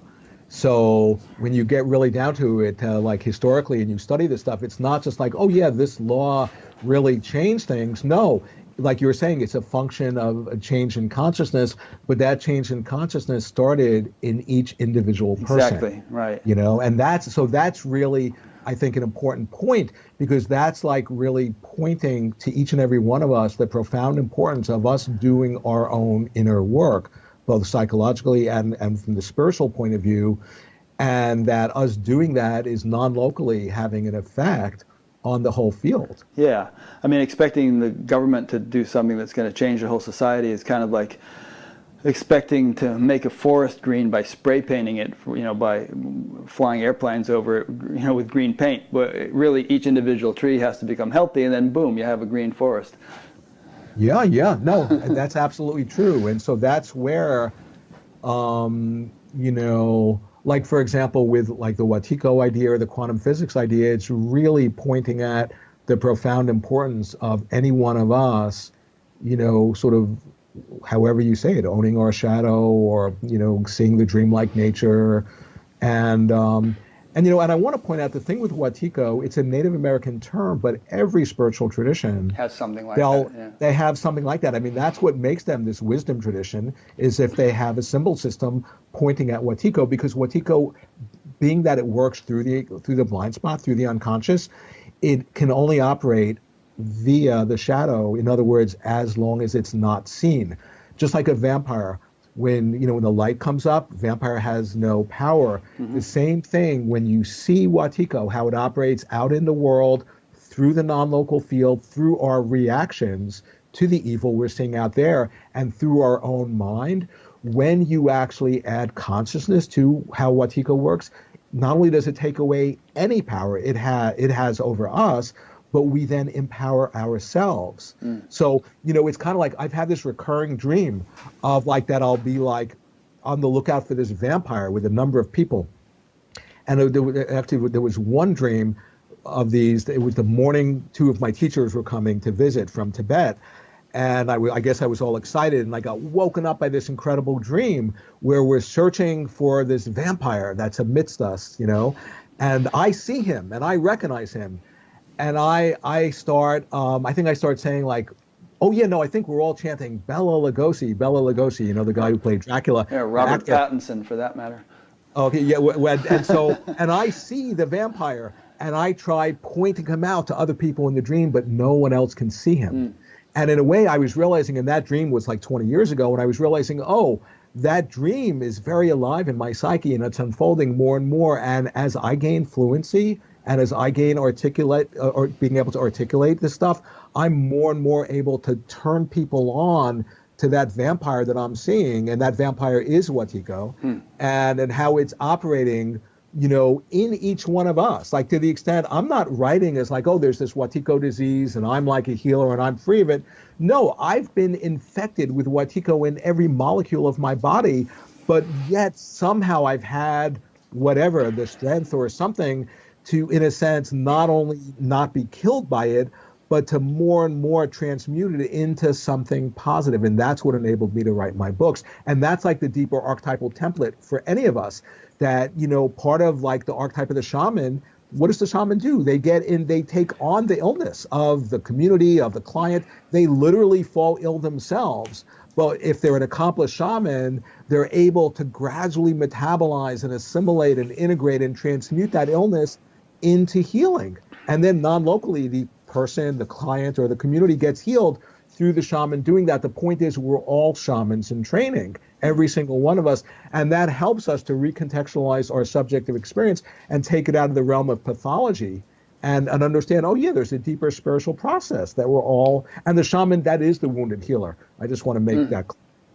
Okay, cool. A rather long question came in, and Irene spent some time editing it down, and she feels like it's a good one. I haven't read it yet, but here I go. I'm going to read it to you. Okay. This is from Florence. Don't know her location. She asks, I'm very experienced with lucid dreams and expanded states of awareness. I experienced that the only way to change the personal dream is to transcend desires. Without desires and losses, we live in a perceptual experience of now. There is peace of God, well-being, and infinite possibilities when you aren't attached to an outcome. However, I'm left with no direction once I get here. The outside world has not changed, and ego has to engage in order to make choices, or karma creates no better choices. I'm not enlightened enough to change physical reality. How do you know what to do once you get to a detached state? I understand that there is another force that guides and manifests in all sorts of amazing ways, but what do you do if there is no desire, or the desires leave no better direction? Almost done. Almost done. Let me finish. What do you do with nothing propelling you, such as synchronicity or spontaneous right action or any one of those magical things? Just sitting in awareness of awareness goes nowhere for me, and this is observing the dream. It's not creating the dream you want to live, or a better dream. What do you do? Right.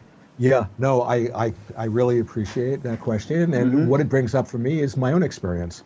When I'll have these lucid dreams, and there are all these, sort of a degree of lucidity. There are some dreams where I'll have some lucidity and still think there's like evil, negative energies. And then I'll have to like deal with that or transmute that in the lucid dream. But then there are these lucid dreams I'll have where it'll be kind of full lucidity. And it was the very first of the lucid dreams I had, 30 something years ago, where as soon as I had the realization of lucidity, and it was a full realization of lucidity, I mean, as much as I could imagine at that point, spontaneously, I began chanting Om Mani Padme Hum, the mantra of compassion. Now, it's interesting. It was so long ago. This was like I think over 35 years ago, that it was before I had even started doing any sort of these mantra practices in Tibetan Buddhism. So I didn't even really, didn't have experience with that mantra. Now, that mantra is the mantra of compassion. Now, in Buddhism, they say that if it's real awakening, it's always the combination of two factors of emptiness and compassion. Now, emptiness, that's the lucidity. That's to recognize there's nothing objective, intrinsically, independently existing separate from our own mind. That's the lucidity. And compassion, well, Om Mani Padme Hum is the mantra of compassion. So in Buddhism, they'll talk about, and this is also interesting, and this ties in with the compassion piece, that whenever any student starts doing practice, they always cultivate what's called bodhicitta, the heart of awakening. And this is like, the good altruistic heart of compassion. And they say, and that's the start of when a beginning person starts to do practice, you have to cultivate the bodhicitta. Then they say, when you become fully, totally, and utterly enlightened, what you get is bodhicitta. So it's the same thing at the beginning and the end is the bodhicitta. And the bodhicitta is that heart of compassion. So the point being is that, yeah, if you have, this genuine, sort of awakening, this lucidity in the night dream, in the waking dream, and you're not sure, what do I do? Whatever.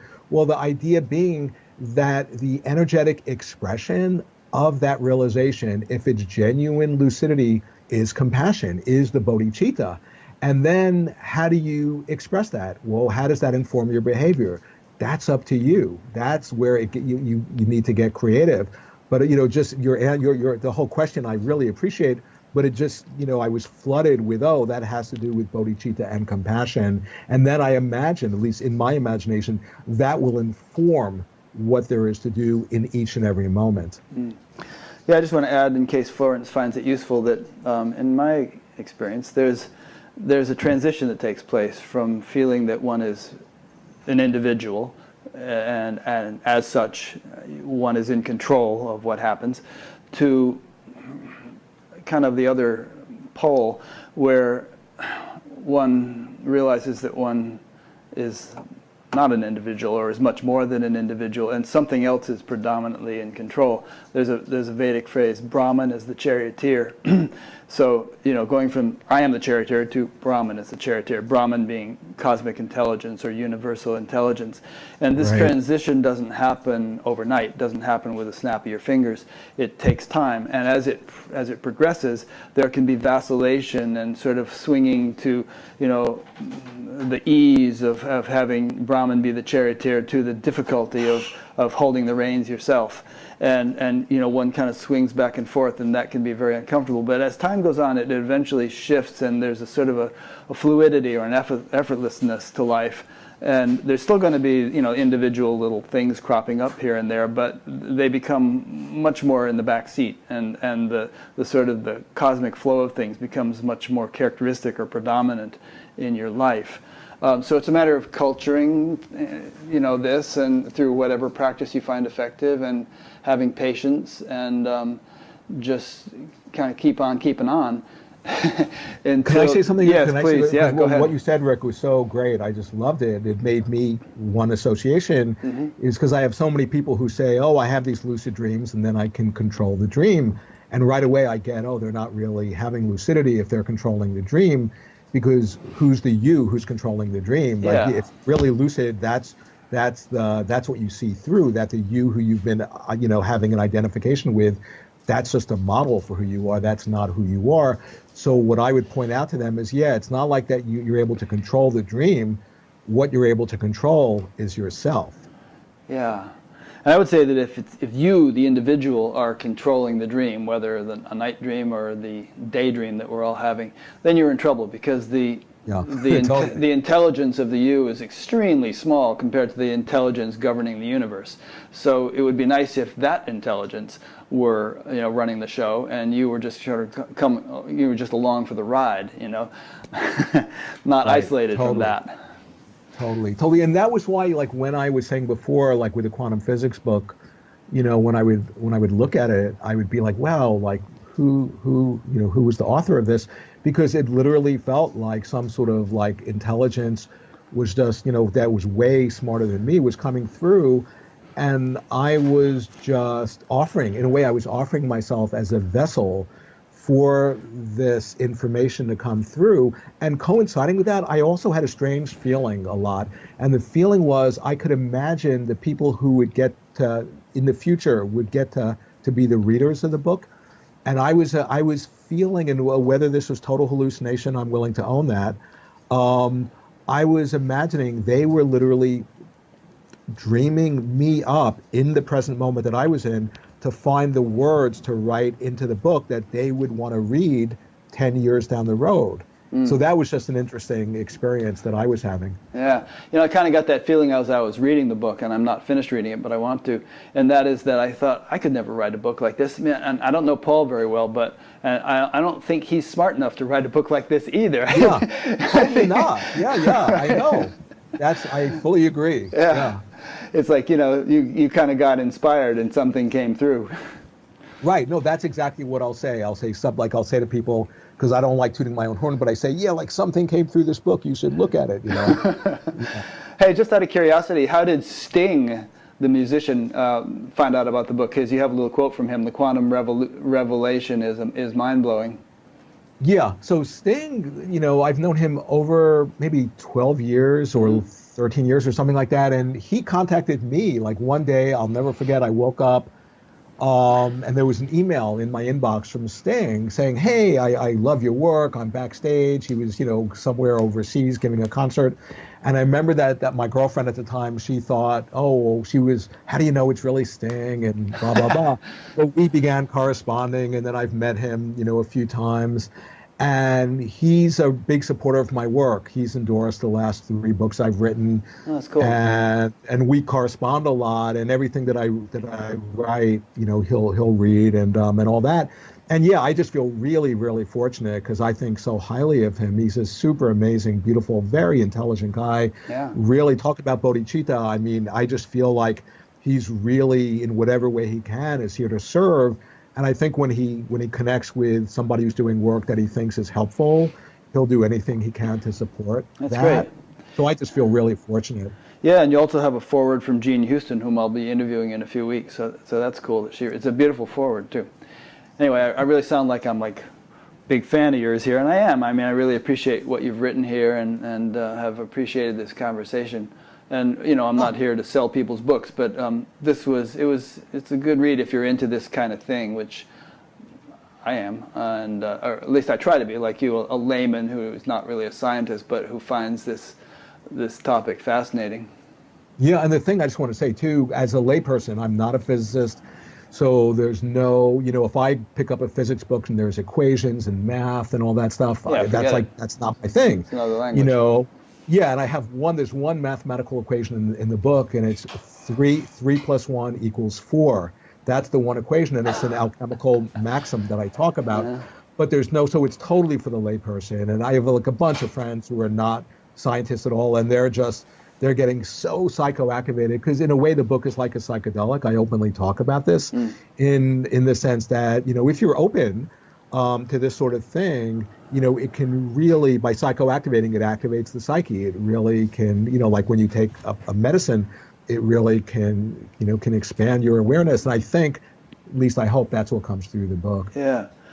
Well, before Paul and I started this interview, I was talking about how we might do it, and I was saying, well, you have these 2 sections in the book, 2 major parts, and at the end of each one, there's a summary of key points in that part. And I thought, maybe I'll just read each key point, and then we'll talk about it. But what ended up happening is we talked about all kinds of things, just in a more organic way. Totally, I just appreciate that. Totally. And I think we probably covered a lot of the things we would have covered if I'd read those things point by point. For sure. Yeah. Totally. So I hope we've given people a taste, and Buddha at the Gas Pump is kind of a smorgasbord, and each week a new dish is brought out, and and you know, maybe not all dishes appeal to all people, but what I usually find is that you know, all of the interviews appeal to some people, and I think this one will appeal to quite a few because it covers some pretty universal themes, and I think some things that are germane to all of us and are possibly critically important to the survival of our species. Yeah, and I really appreciate, Rick, you giving me the invitation to come on and talking with me. So thank you. Yeah, it's great fun. So thanks, Paul. So let me just make some wrap-up points. You've been listening to an interview with Paul Levy, and probably everyone listening to this realizes this is an ongoing series of interviews, and there will have been many, and there will be many more. If you'd like to check out previous ones, go to batgap.com and look under the past interviews page. If you'd like to be notified of future ones, subscribe to the YouTube channel. That helps. And I think there's 2 different levels of subscription. You can do it in a certain way that YouTube will definitely notify you when a new thing is posted. But better yet, just go to batgap.com and sign up to be notified by email whenever I post a new interview. I send out an email about once a week. And you can always unsubscribe from that if you like. And while you're there, check out the other menus. There's an audio podcast of this and a bunch of other things that you may find interesting if you check out the different menus. So thanks for listening or watching, and thank you, Paul. And next week I'll be speaking with... Thank you. Oh, yeah, thank you. I'll be speaking with a woman who has written a book called The Spiritual Life of Animals, which is kind of a different topic than I have covered in any previous interview. And a lot of people are animal lovers. We are. A lot of people who listen to this. And a good friend of mine who always watches Batgap hands her book out like candy. He actually is a horse whisperer. He trained with the guy about whom that movie was made.